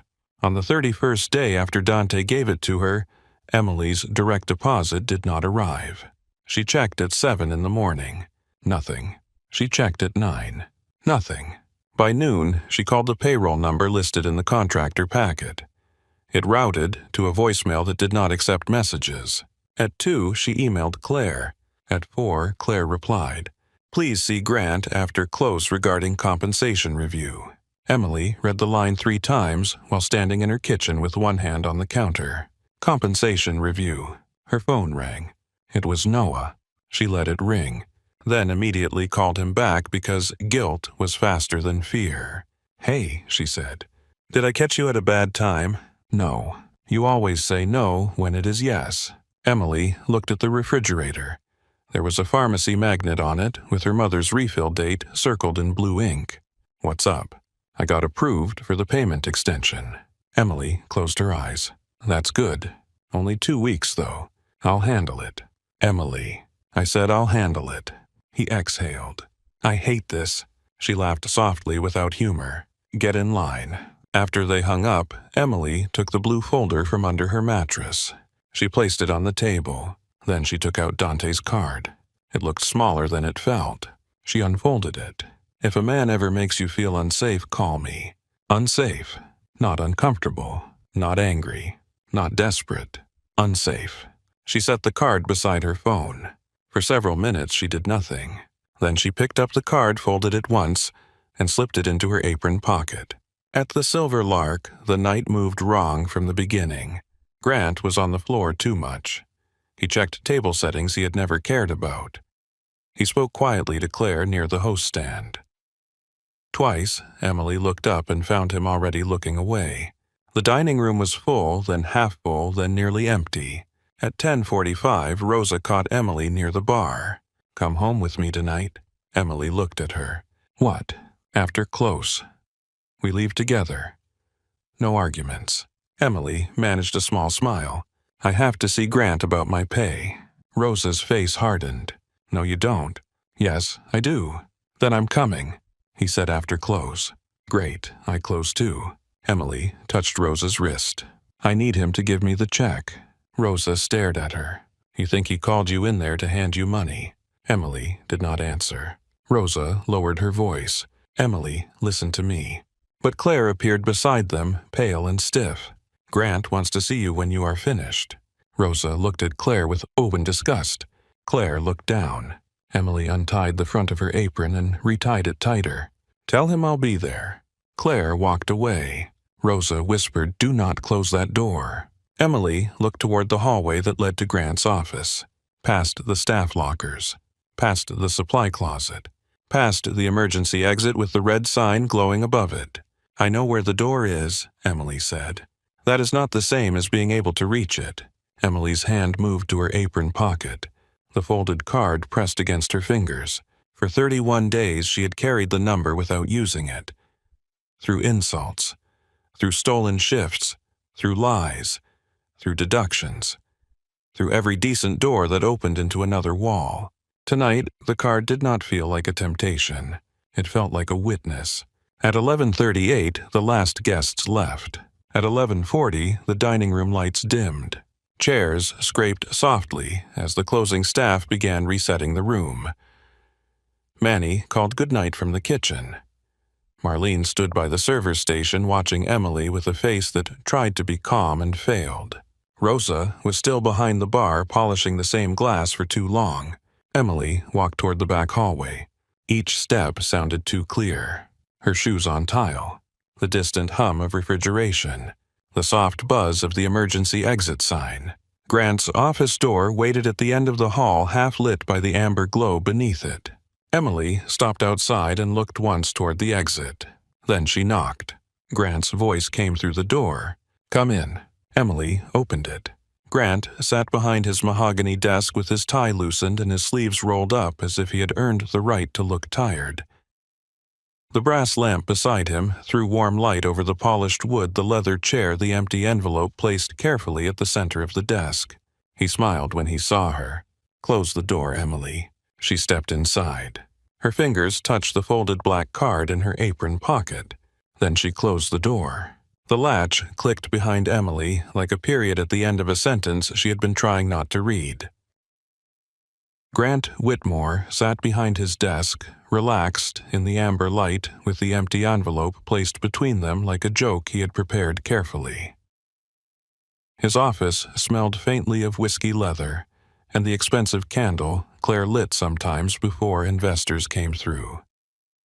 Outside the office, the Silver Lark was closing in soft pieces, chairs being lifted, silverware gathered, water glasses stacked in careful rows. Inside, everything was still. Emily stood near the door. She did not sit. Grant noticed that first. He noticed everything that could be turned into control. "You can stop looking like you are about to be sentenced," he said. Emily looked at the empty envelope on the desk. "Where is my pay?" Grant smiled. "Always right to business with you." "I worked the month." "Yes." "I worked every shift you gave me." "Also yes." "Then I need my money." He leaned back in the leather chair. His white shirt was untucked slightly on one side. His tie hung loose at his collar, the costume of a man who wanted to look worn down by responsibility, though nothing in this room suggested he had ever carried anything heavier than his own appetite. "You are not getting paid this month," he said. The words came flat, almost bored. Emily did not move. For what reason? Grant tilted his head like the question disappointed him. "Accumulated service issues. I have not received a formal warning. You have received several corrections. Corrections are not warnings. They are when I say they are." Emily held his gaze. The lamp hummed softly. Outside, someone laughed in the dining room, then the sound died, quickly swallowed by the hallway. Grant stood. He did it slowly. Not because he needed to stand, but because he wanted the movement to mean something. He came around the desk with one hand in his pocket, stopping near the corner close enough to shrink the room, but far enough that he could still pretend nothing about this was physical. "You keep making this harder than it has to be," he said. Emily's fingers found the seam of her apron. "No, you do." His smile faded by 1 degree. "Do you know how many girls would kill for your position here?" Emily almost laughed. "My position. Premium restaurant. Private clients. Good tips when you earn them. When you allow me to earn them." Grant's eyes sharpened. There it is again. What? That tone, that entitlement. Emily looked at him fully then, and something in her face made his own change. Not fear. Not yet. Irritation. A flicker of surprise that the thing he had been pressing down had not become small enough. "I'm asking for money I already earned," she said. "That is not entitlement." Grant rested one hand on the desk and leaned toward her. "No. You're asking me to ignore your behavior, your attitude, the way you make this place uncomfortable." Emily looked around the office. The wall of framed reviews, the shelves of whiskey, the photograph of Grant shaking hands with the mayor at some fundraiser, the closed blinds, the locked filing cabinet, the empty envelope. This place was uncomfortable before I walked in. The silence after that was clean and dangerous. Grant smiled again, but now it had teeth in it. "You have no idea how generous I have been." Emily said nothing. "I could have fired you months ago. For refusing to be alone with you." His jaw tightened. "For being difficult." The word hung between them, polished by use. Emily felt the old sting of it, but it did not enter the same way anymore. Difficult had been used on her so many times that it had lost its disguise. It meant she had not softened enough. It meant she had not smiled while being cornered. It meant she had kept her spine. Grant came closer by half a step. "You give me one evening of honesty," he said quietly, "and I reconsider the entire month." Emily felt her stomach drop fast and cold. There it was. Not hidden in compliments, not buried beneath schedule changes, not disguised as feedback or opportunity. There it was in the open, ugly, and simple. Her voice came out low. "No." Grant watched her. Emily had said no before. She had said it politely, carefully, professionally, with explanations wrapped around it like padding. Not tonight. Tonight, the word had no apology attached. Grant's expression emptied. He walked back behind his desk and sat down. He spread his hands on the wood as if calming himself or claiming the surface beneath him. "Then you get nothing." Emily remained standing. "And before you decide to make another complaint," he continued, "remember how small your world is." She did not answer. "Police," he said. "I tell them there have been cash discrepancies, inventory missing, tips misreported. You think they will take your word over mine." Emily's pulse beat once in her throat. Lawyer Grant leaned back. "Mine will bury yours in paperwork until you cannot afford the bus ride to the courthouse." He watched her face, looking for damage. "Other restaurants," he said. "People call me before they hire from my floor. You know that, right? A little word from me and suddenly you are unreliable, emotional, hard to manage." Emily folded her hands in front of her. He smiled again. "Union." "There is no union here. You signed the contractor agreement, Emily. You remember signing things when you needed money. That one landed. He knew it did. The satisfaction came back into his face. "I know your mother is sick," he said softly. "I know your brother's in school. I know rent is not exactly flexible right now." Emily's hands almost shook. "Almost?" Grant leaned forward, elbows on the desk. "You think I do not know who works for me?" She stared at him. "No," she said. "I think you know exactly who you choose." For a second, something moved in his eyes. Then he laughed. Not loud, not wild, not theatrical. A quiet laugh. Comfortable. The laugh of a man who had mistaken exhaustion for defeat. "You really do not understand where you are, do you?" Emily's hand slid into her apron pocket. Grant saw the movement and smiled wider. "What are you going to do?" "Call Claire. She's in her car by now. Call Rosa. She can mix you a drink and tell you I am awful. Call your mother. That would be cruel even for me." Emily's fingers closed around the folded black card. Grant leaned back. "Go ahead," he said. "Call whoever you want." The words moved through the room and settled into every corner. Emily took out her phone. Grant laughed again, shaking his head. This should be entertaining. She unfolded the card with one hand. The crease had softened over 31 days. The silver letters caught the lamp. Dante Russo. Grant did not see the name at first. He was still enjoying himself. Emily dialed the number. 1 ring. Grant folded his hands over his stomach, amused. 2 rings. Emily put the phone on speaker and set it on the edge of the desk. The line opened. No voicemail. No sleepy confusion, no question. Only a man's voice, low and awake. "Emily." Grant's laugh stopped. It did not fade. It stopped. Emily closed her eyes for the smallest moment, not in relief exactly, but because hearing her name said like that, steady and certain, made her realize how long every other voice had been asking something from her. She opened her eyes. "I am sorry to call this late. Do not apologize," Dante said. "Tell me what happened." Grant leaned forward. His eyes narrowed at the phone. Emily kept her voice even. "My employer is refusing to pay me." A pause. Dante did not fill it. Emily continued. "He says I have service penalties. He says there are theft concerns. He says if I complain he will ruin my reference." Grant reached toward the phone. Emily did not stop him. He picked it up with the familiar confidence of a man used to controlling rooms through devices exactly like this one. Calls to attorneys, calls to inspectors, calls to investors, calls to people who owed him favors. "This is Grant Whitmore," he said, voice measured and cold. "Whoever you are, this is a private business matter." The silence on the line changed. It did not become louder. It became heavier. Then Dante said Dante Russo. Grant's face went still. It was not dramatic at first. No gasp, no stumble. Just a flicker at the jaw, a pause in the eyes, a sudden awareness of his own hand holding the phone. Emily watched the name enter him. She watched him remember things she did not know. Maybe a debt. Maybe a warning. Maybe a story told by men who had stopped laughing halfway through it.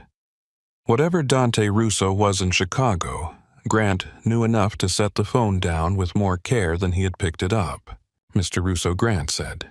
His voice almost held. "Almost. There seems to be a misunderstanding." "I am not speaking to you," Dante said. Grant closed his mouth. Dante's voice returned to Emily. "How much does he owe you?" Emily had done the math too many times not to know. 5 months of deductions. 35, 71, 21, 80, then another 180. Lost event wages are harder to prove, so I am not counting them. This month is unpaid in full. What is the full month? She told him. Grant looked at her sharply as if the precision itself offended him. Dante was quiet for 2 seconds. Is the door closed? Emily looked toward the handle. Yes. Is he between you and the door? No. Are you hurt? Number. Are you safe for 10 minutes? Emily looked at Grant. He was sitting very still now. For now, Dante's voice did not rise. It did not need to. Stay where you are. The call ended. No goodbye. No promise. Only the clean finality of a man already moving. Emily picked up her phone and put it back in her apron pocket. Grant stared at her. For the first time that night, he did not look bored. "You do not know what kind of man you just called," he said. Emily moved to the chair near the door and sat down. Her legs had not failed. She simply wanted him to see her choose comfort in the room he had built to frighten her. "I know what kind of man I was trapped in here with." Grant's mouth opened, then closed. The words found nowhere to go. He stood and walked to the window. The blinds were half closed, slicing the city into narrow strips of light. He looked out as if Chicago might explain itself to him. His hands went into his pockets, then came out. Then one hand adjusted his watch. He turned back. "This is absurd," he said. Emily said nothing. "You think Russo cares about your paycheck?" Still nothing. Grant crossed to his desk and picked up his own phone. He dialed, waited. His eyes moved toward Emily, then away. No answer. He ended the call and dialed another number. No answer. The third call went to voicemail. He hung up before the tone. Outside the office, the sounds of closing had changed. Emily noticed before Grant did. The restaurant had its own rhythm at the end of night. Chairs scraping, glass racks moving, staff talking in low, tired voices, a laugh from the bar. The kitchen vents shutting down one by one. Now the rhythm had thinned. Voices dropped. Movement slowed. Somewhere beyond the door, Rosa said something too quietly to catch. Grant heard it then. He straightened. The front entrance opened. Not the ordinary soft sigh of a door admitting guests. A deliberate opening, held wide. Silence followed. Grant adjusted his tie. Emily looked at the gesture and almost felt sorry for him, not because he deserved pity, but because the movement was so useless.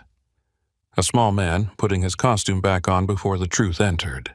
Footsteps crossed the dining room, measured, unhurried. One set first, two behind. No one spoke. Emily pictured the floor as if she were standing on it. Rosa behind the bar with one hand on a glass. Marlene near the server station cloth forgotten in her hand.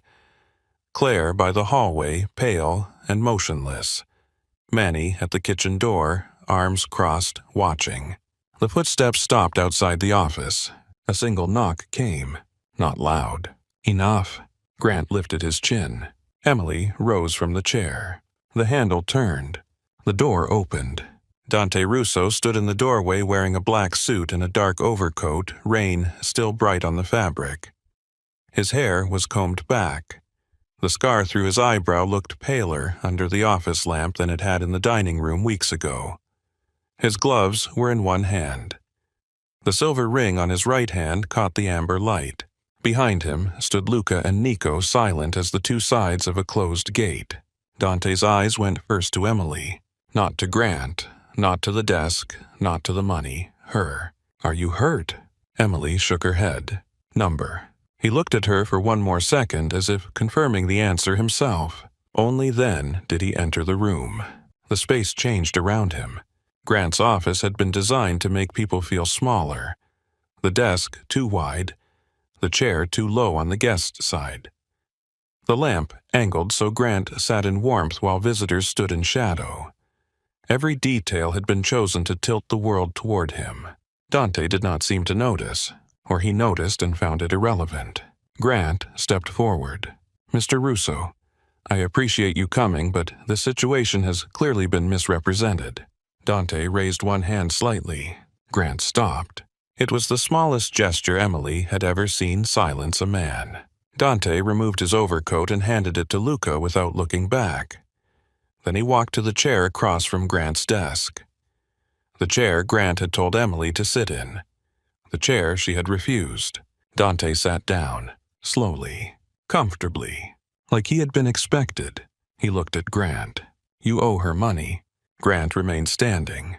"There are internal calculations involved. I did not ask what you call them." Grant swallowed. Dante's voice stayed calm. "I asked if you owe her money." Grant looked toward the doorway. Luca and Nico had not moved. They were not threatening him. That was somehow worse. Threatening could be argued with. Stillness could not.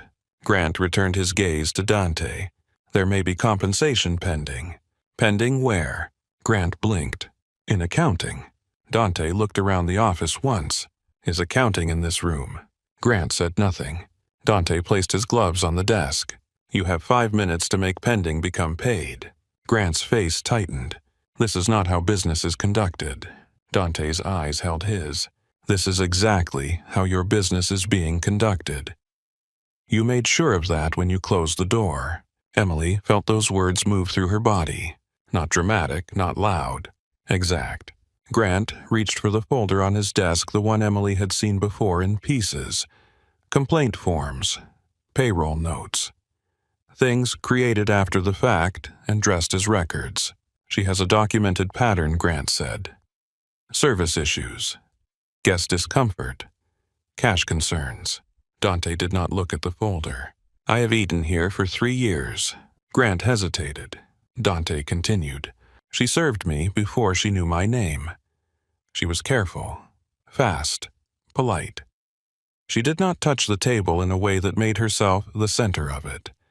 She did not oversell. She did not interrupt. She watched the room better than your floor manager. Claire made a faint sound from the hallway. Emily had not realized she was standing there. Dante looked at the folder now. If my name appears in there as a complaint, open it. Grant's hand froze on the cover. Dante leaned back. If my name does not appear in there, keep your lie closed. Grant kept it closed. The silence was so complete, Emily could hear the office clock ticking above the framed reviews. Dante looked at his watch. 4 minutes. Grant moved. He went to the wall safe behind a framed photograph of the Silver Lark's opening night. His fingers worked the combination. Once. Wrong. He cursed under his breath. Tried again. The safe clicked open. Emily watched his hands. They shook. Only a little. Enough.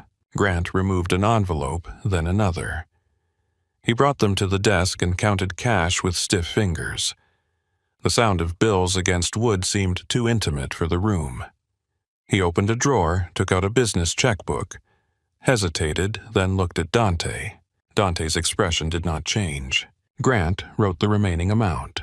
His pen scratched across the paper. Emily stood near the door and felt every number as it was written. 35, 70, 120, 180, another 180, 1 full month. Every dollar had a memory attached to it.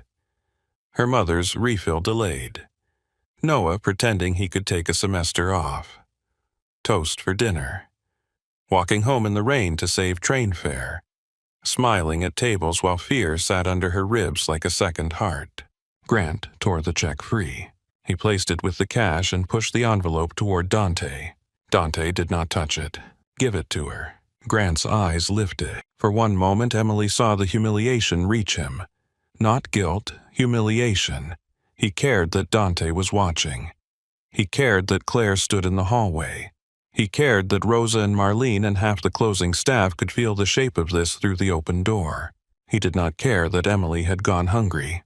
Still, he picked up the envelope. He walked around the desk.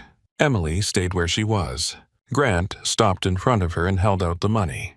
His eyes remained somewhere near her shoulder. Emily did not take it quickly. She let him stand there. Then she accepted the envelope. The paper felt warm from his hand. Dante's voice came from behind him. Count it. Grant's jaw tightened, but he stepped back. Emily moved to the edge of the desk and opened the envelope. She counted the cash first. Slowly. Carefully. She had counted money her whole life under pressure. Rent money. Grocery money. Prescription money. Tips in a bathroom stall because she did not trust crying near the register.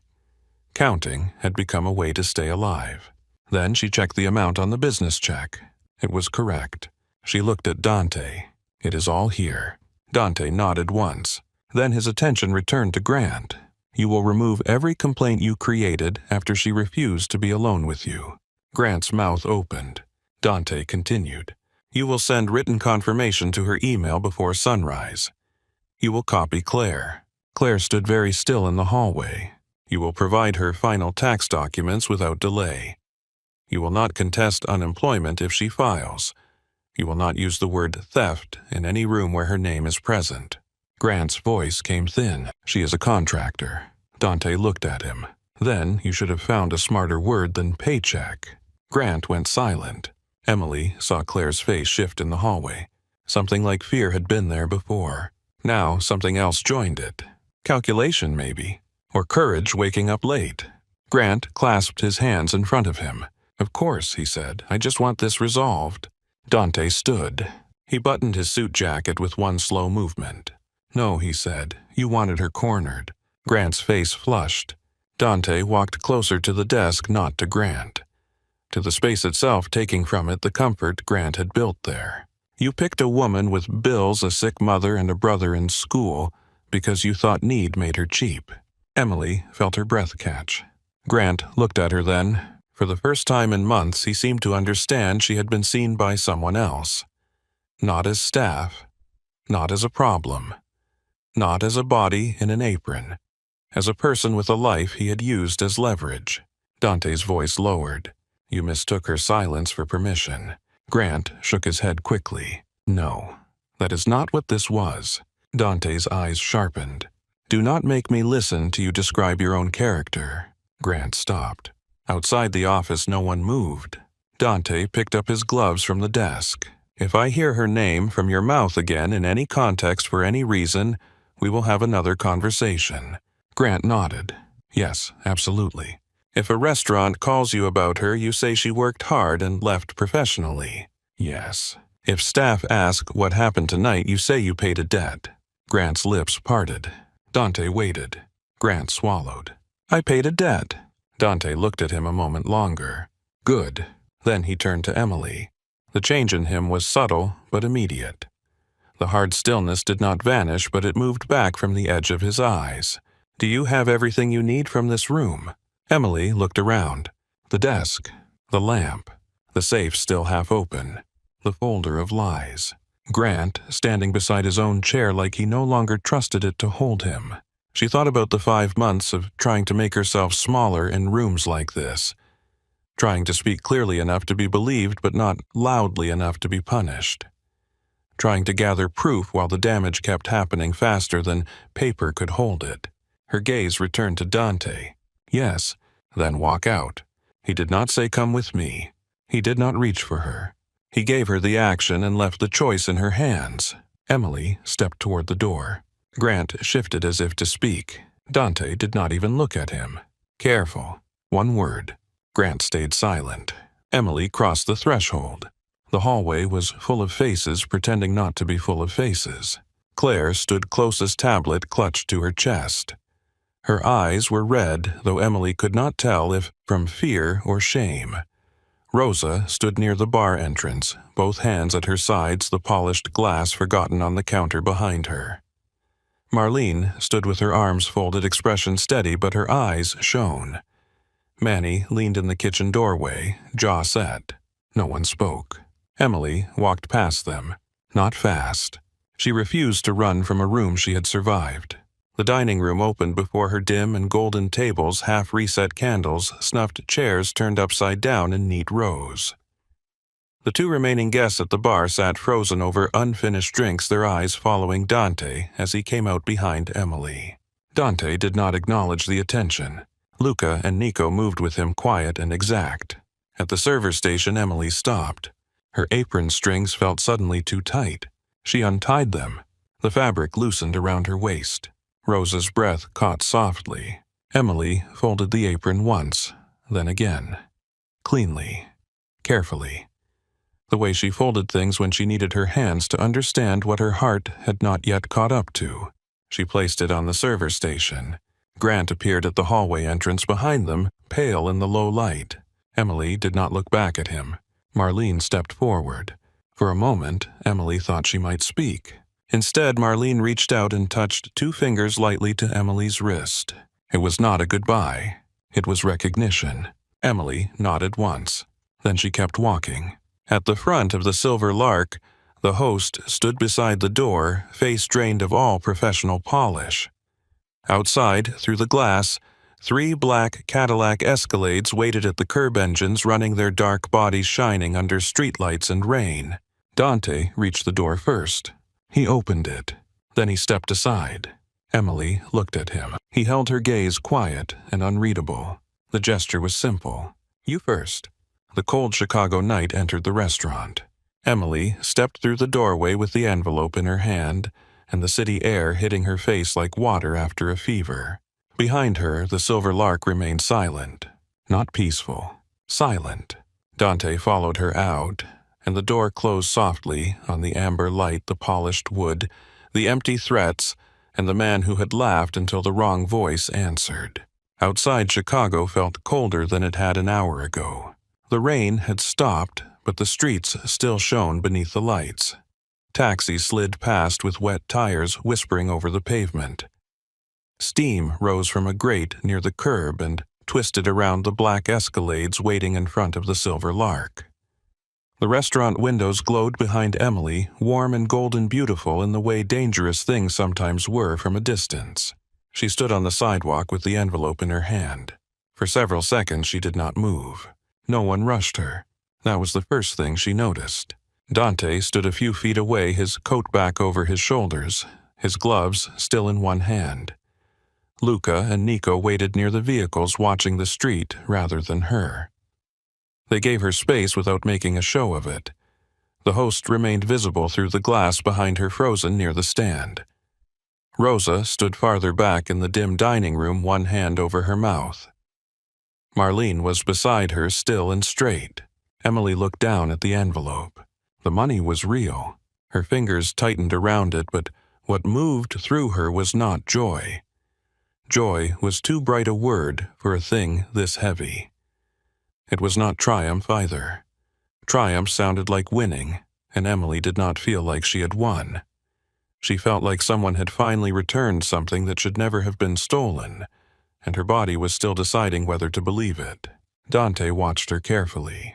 Not the envelope, her. "You should not go home alone tonight," he said. Emily looked up. His voice was quiet, almost gentle, but not soft in the ordinary way. It was the voice of a man used to giving orders who had chosen not to make this one sound like one. "I can get home," she said. "I did not say you could not." That made her pause. A bus groaned past on the far side of the street. Its windows were fogged. Inside, tired people leaned against glass, moving through the city in silence. Emily looked at the Escalades. "I do not want a ride from your men." Dante nodded once. "Then I will call you a car. I can call my own." "With what phone battery?" Emily blinked, then pulled out her phone. 3%.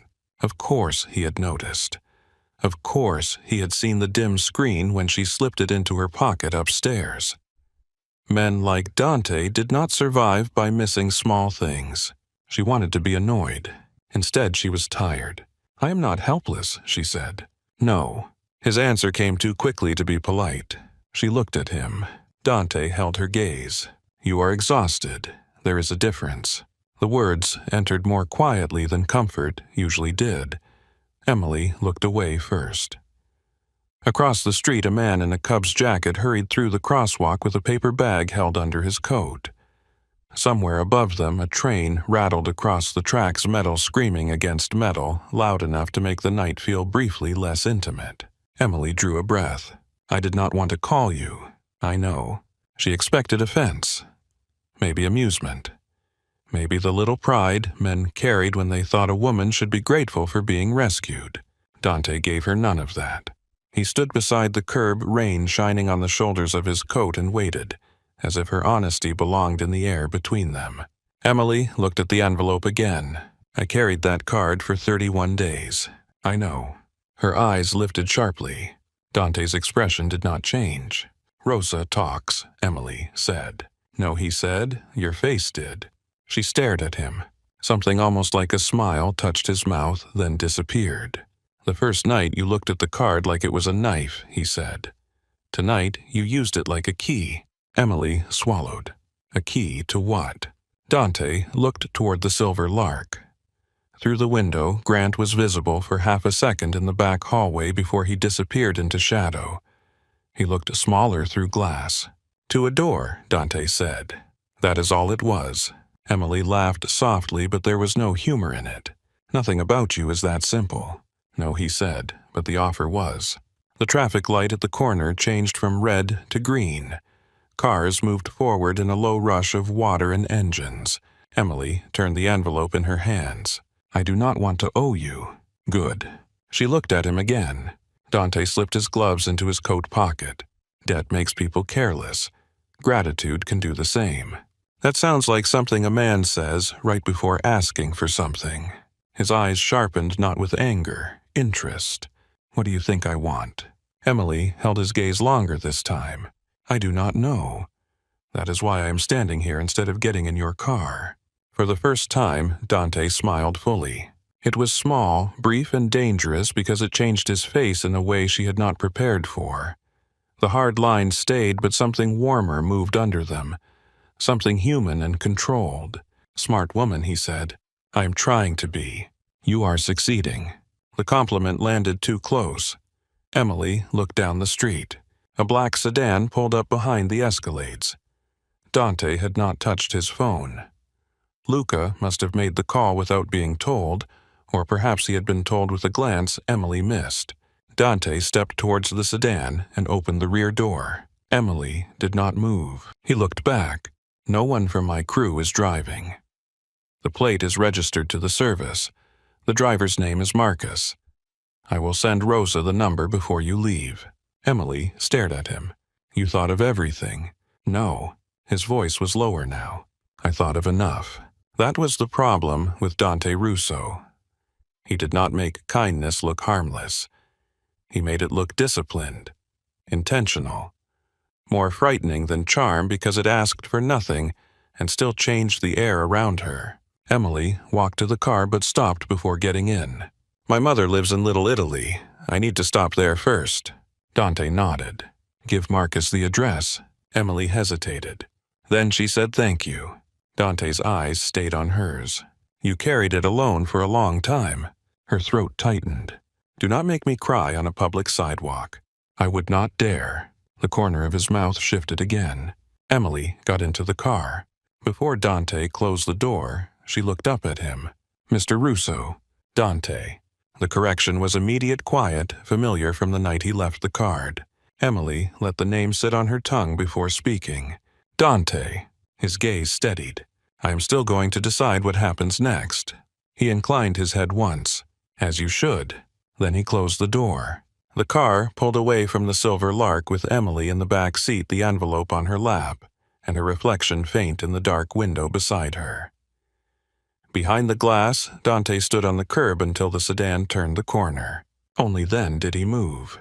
Linda Parker opened her apartment door in slippers, and a faded blue robe hair pinned badly on one side, face lined with sleep and worry. The moment she saw Emily, she knew not to ask the small questions first. She stepped aside. Emily entered. The apartment smelled like canned tomato soup, lavender cleaner, and the old vanilla candle Linda kept burning, even when there was barely any wick left. A sitcom played quietly on the television with the sound almost muted. On the coffee table sat a pill organizer, a folded blanket, and a photograph of Emily's father holding Noah as a baby. Linda closed the door. What happened? Emily stood in the middle of the living room with the envelope in her hand. For a second, she was 20 again, then 17, then 12, all the younger versions of herself who had learned to come home and say she was fine before anyone could worry. The word rose automatically. Fine. She stopped it. "He was not paying me," Emily said. "Grant. He was holding my wages. He was threatening me." Linda's face changed, but she did not interrupt. Emily looked at the envelope. "I got the money back." Linda's eyes moved to the envelope, then back to her daughter. "How?" Emily breathed in slowly. "I called someone." Linda sat down on the edge of the couch as if her knees had lost interest in standing. "Someone safe." Emily thought about the black cars, the quiet men, Dante's voice on speaker, Grant's face when the name landed, the way Dante opened the restaurant door and stepped aside. "I do not know if safe is the right word," she said, "but he did not hurt me." Linda absorbed that with a mother's terrible patience. Then she opened her arms. Emily did not mean to move quickly. She did anyway. The envelope fell onto the couch between them as she bent into her mother's embrace. Linda held her like Emily was still small enough to fit fully against her, one hand at the back of her head, the other pressed between her shoulder blades. Emily did not cry loudly. That was not her way. Her body shook once, then again, and her mother held on through all of it. "You should have told me," Linda whispered. "I did not want you scared. I was already scared. I just did not know the shape of it." Emily closed her eyes. "I thought I could handle it." Linda kissed the side of her head. "You did handle it, baby. You got out of that room." Emily stayed there until her breathing steadied. Then Linda made soup from the can with more ceremony than canned soup deserved. She added pepper toast, a little cheese she had been saving. Emily sat at the small kitchen table and ate because her mother watched her like eating was a medical instruction. At 2 in the morning, Emily slept on Linda's couch under the folded blanket from the coffee table. For the first time in months, she did not dream about work. The next morning, sunlight entered through Linda's thin curtains and painted the apartment in weak gold.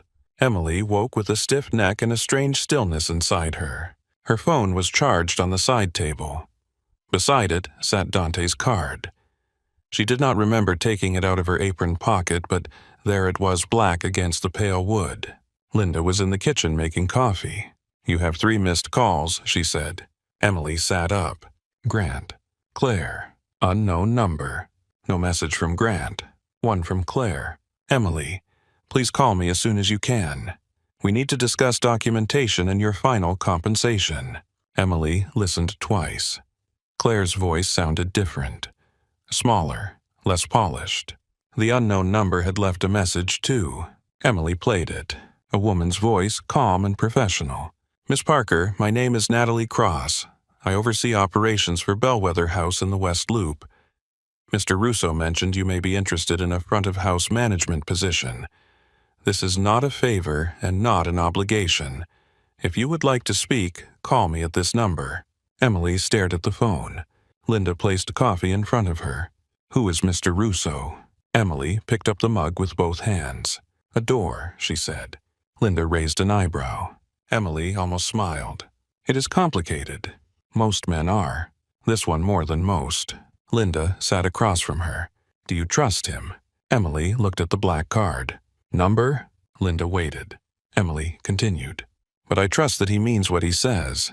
Linda nodded slowly. "That is a start, not a finish." Emily held the warm mug and let that settle. At 8:40, she went home, showered, dressed in black slacks and a white blouse, and wrote her resignation letter at the kitchen table. She kept it brief, professional, no accusation, no explanation. She wrote that she was giving 2 weeks' notice. She wrote her final date. She thanked the Silver Lark for the opportunity. The words were clean enough to survive being read by anyone. That mattered. Grant had taken enough from her. He would not take the manner of her leaving. She printed the letter at the public library on Halstead, where the printer jammed twice, and an elderly man beside her muttered curses at a computer that had offended him personally. The normality of it almost made her laugh. Less than 12 hours ago, Dante Russo had walked into Grant's office and made a powerful man count stolen wages with shaking hands.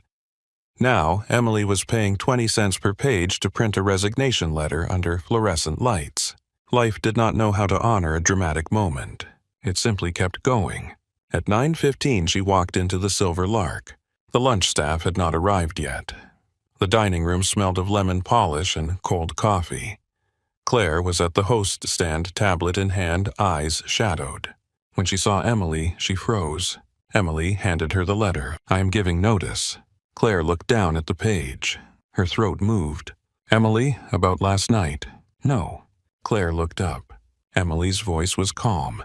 "I am not having that conversation in the doorway of the place where it happened." Claire's eyes filled, but the tears did not fall. "I'm sorry."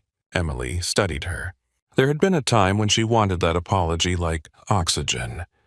Now it arrived late, and she found she could breathe without it. "I believe you," Emily said, "but I am not carrying it for you." Claire flinched. Emily softened by 1 degree. "Send the confirmation Dante requested. Send my tax documents. Put everything in writing." Claire nodded quickly. "I already started." "Good. Emily turned to leave. Claire said Grant is in his office. Emily looked toward the back hallway. The door was closed. For months, that closed door had felt like the mouth of something waiting to swallow her. Now, it looked like wood and hinges. Then he can stay there, Emily said. She worked her notice because she chose to. That was what she told Rosa when Rosa called her crazy. It was what she told Marlene when Marlene asked if she was sure. It was what she told Noah when he offered to come stand outside the restaurant every night like one skinny community college student could fight the whole city with a backpack full of anatomy notes. I am not running, Emily told him. Noah was quiet on the phone. I hate that you think leaving fast would be running. Emily sat on the edge of her bed, holding the phone to her ear. So do I. Then why go back? Emily looked at the folded apron on her chair. Because I want my last memory of that place to be me walking out when I decide. Noah sighed. You are stubborn. Yes. Dad would have called it principled. Emily's chest tightened. He called a lot of bad ideas principled when I was the one having them. Noah laughed. It helped. The next 2 weeks were strange. Grant did not come onto the floor during her shifts. Not once. His office door remained closed. Sometimes Emily heard his voice through it lower than before, clipped and tense. Sometimes men in suits came and went, men she recognized from investor dinners who no longer looked around the Silver Lark with satisfaction. They looked at corners, ledgers, staff faces. Claire became suddenly careful with documents. Payroll confirmations arrived by email. The complaints in Emily's file were marked removed. Her final pay schedule appeared in writing. Her contractor documents were attached twice, as if Claire feared one copy might vanish. Rosa read the email over Emily's shoulder near the bar. Well, look at that, Rosa said. The system learned how to type. Emily smiled despite herself. Marlene gave a statement 3 days later. She did not tell Emily until after. They were in the staff room, both changing out of aprons. Marlene folded hers slowly. Claire asked if I had witnessed retaliation. Emily looked over, and Marlene placed the folded apron in her locker. I told her yes. Emily went still. Marlene, she asked. You did not have to. Marlene shut the locker. Yes, she said. I did. Emily did not know what to say. Marlene looked at her with tired, steady eyes. Katie called me yesterday. The name moved through the room like a ghost, opening its eyes. How? I found her number in an old phone. Told her things were changing here. She cried for 10 minutes before she said a word. Emily sat down on the bench. What happens now? Marlene leaned against the lockers. Maybe nothing clean. Maybe not enough. But Claire is turning over emails. Rosa knows 3 bartenders with stories. Manny heard more than he ever admitted. The investors are asking why payroll deductions look like a drunk man invented policy. Emily stared at the floor. She expected triumph again. Again, it did not come. What came instead was a slow ache. Not for Grant. Never for Grant. For all the women who had needed one person to say yes, I saw it too, and had received silence instead. Marlene sat beside her. You did not cause this, she said. Emily gave a faint smile. You sound like Denise the attorney. Then Denise is smart. She also cost money. Most smart people do. Emily laughed softly. Marlene touched her shoulder, brief and careful. Take the new job if it is good. Emily looked at her. Rosa talks too much. Rosa keeps us alive. That was true.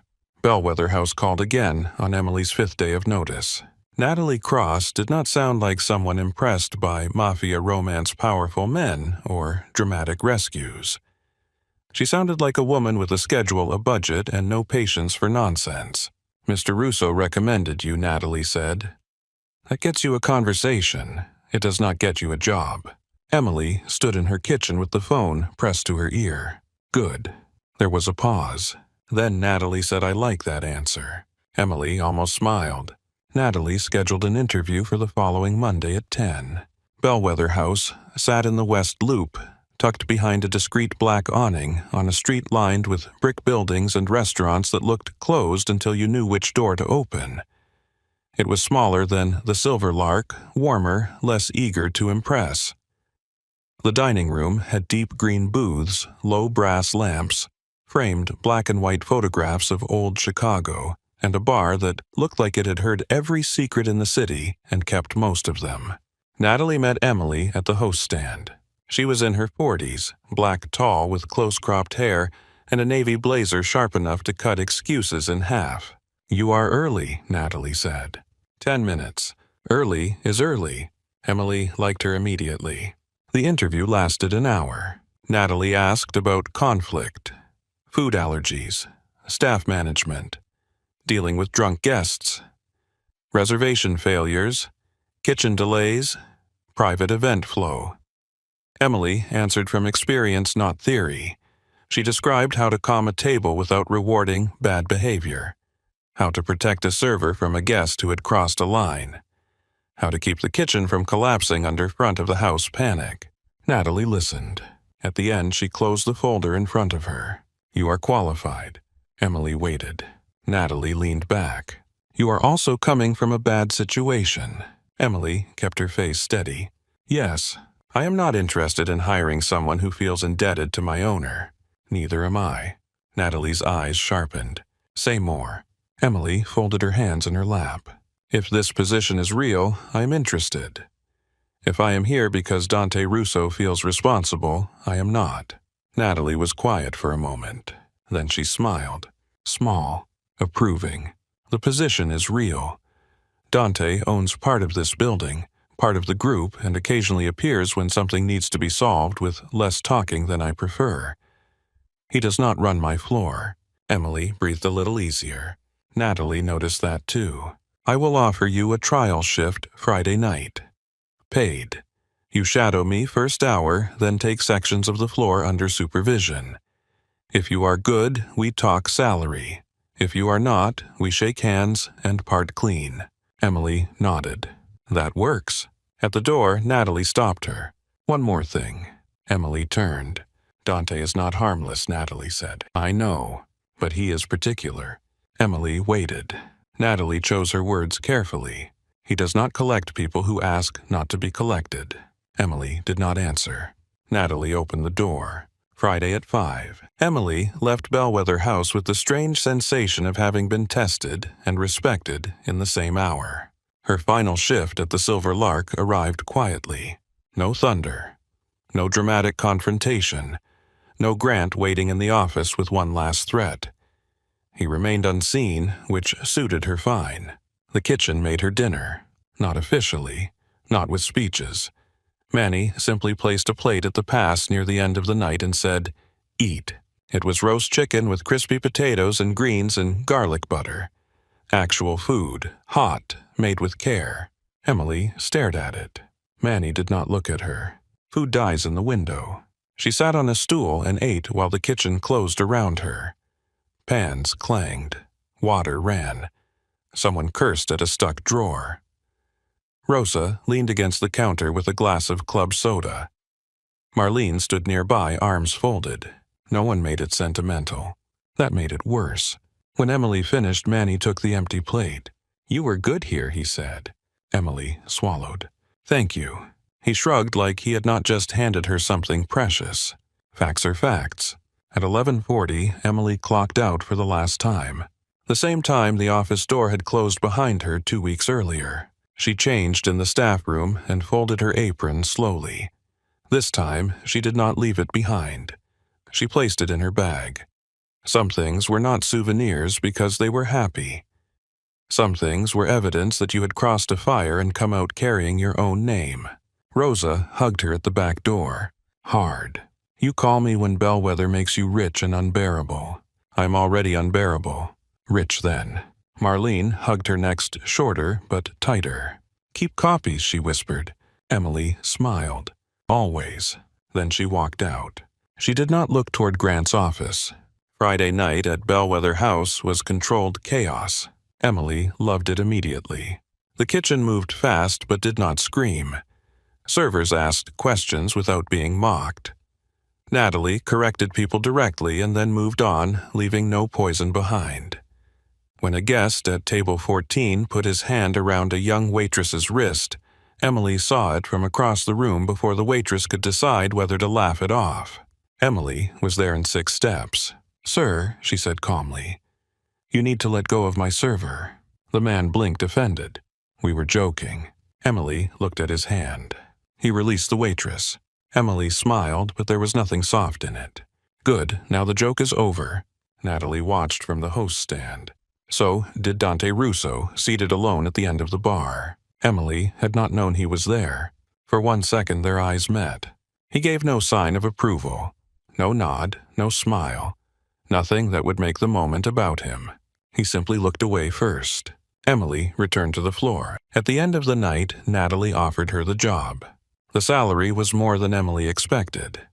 Enough to pay rent without negotiation. Enough to help Linda without panic. Enough for Noah's tuition to stop sounding like a threat. Emily asked for the offer in writing. Natalie smiled. "I would have been disappointed if you did not." Dante was still at the bar when Emily finished. The room was nearly empty. Staff moved through closing tasks with the easy fatigue of people who had worked hard without being hunted. Emily walked toward him. "You knew I was here tonight." Dante turned his glass slowly between his fingers. It held water, not whiskey. "I own part of the place." "That is not an answer." "No," he said. "It is a fact placed near one." Emily almost smiled. "I got the job." "I heard. You did not tell Natalie to give it to me." Dante looked at her. "If I had, she would have told me to run the floor myself and see how long I survived." Emily laughed before she could stop herself. The sound surprised both of them. Dante's expression warmed. Only slightly. But enough. Emily leaned against the bar, leaving a careful distance. "I am still not sure what to do with you." His eyes held hers. "You do not have to do anything with me." "That sounds too easy." "It is not easy," he said. "It is simple." Emily looked around Bellwether House. The low lights, the clean tables, the young waitress laughing softly near the server station, wrist free, shoulders loose. Natalie reviewing receipts with a pencil behind one ear. The city beyond the window, dark and wet, and still asking for more than most people could give. Then she looked back at Dante. "Coffee," she said. His brow lifted. "Coffee. Sometime. Somewhere that is not yours." A slow smile touched his mouth. Neutral ground. "Exactly. When?" Emily picked up her coat from the back of a nearby chair. "I will decide." Dante's smile deepened by one dangerous degree. "I would expect nothing less." 3 months later, snow fell over Chicago in soft, quiet sheets. Bellwether House glowed against the winter dark, every window warm, every table full. Emily stood at the host stand in a tailored black blazer, hair pinned neatly, lipstick still intact despite 6 hours of service. A headset rested at one ear. A reservation book lay open beneath her hand. Across the dining room, the young waitress from Emily's trial shift approached, nervous but trying to hide it. Emily saw the expression before the girl spoke. "What happened?" The waitress glanced toward a man at the bar. "He keeps asking when I get off." Emily looked over. The man smiled. Emily did not. "Take table 8's dessert order," she said. "I'll handle him." The waitress exhaled. "Thank you." Emily walked to the bar. The man turned as she approached, still wearing the smile of someone who thought discomfort was a game he was winning. "Can I help you?" he asked. Emily stood between him and the path her server had taken. "Yes," she said. "You can close your tab." His smile faded. "I didn't do anything." Emily held his gaze. "Then leaving should be easy." At the far end of the bar, Dante Russo sat with a cup of black coffee in front of him. He said nothing. Emily did not need him to. The man paid and left, muttering into his coat. Emily watched until he was outside and moving down the block. Then she returned to the host stand. Her phone buzzed beneath the reservation book. A message from Dante. "Coffee after close. Your place of choice." Emily looked toward the bar. Dante lifted his cup slightly, not quite a toast. She typed back. "The diner on Ashland. Cash only. Bad lighting. Good pie." His reply came fast. "I will survive." Emily smiled and slipped the phone away. Outside, snow gathered along the curb, softening the hard edges of the street. Inside Bellwether House moved around her with warmth and noise and work that belonged to itself. Plates passed through careful hands. Guests laughed. Servers called table numbers. Natalie corrected a reservation error with surgical calm. Emily stood at the center of it, steady, not untouched, not unafraid of anything ever again. Just steady. Her life had not become simple. Her mother still had appointments. Noah still sent dramatic texts about exams. Bills still arrived. Chicago still charged interest on every mistake. But when Emily looked toward a closed door now, she no longer saw a cage first.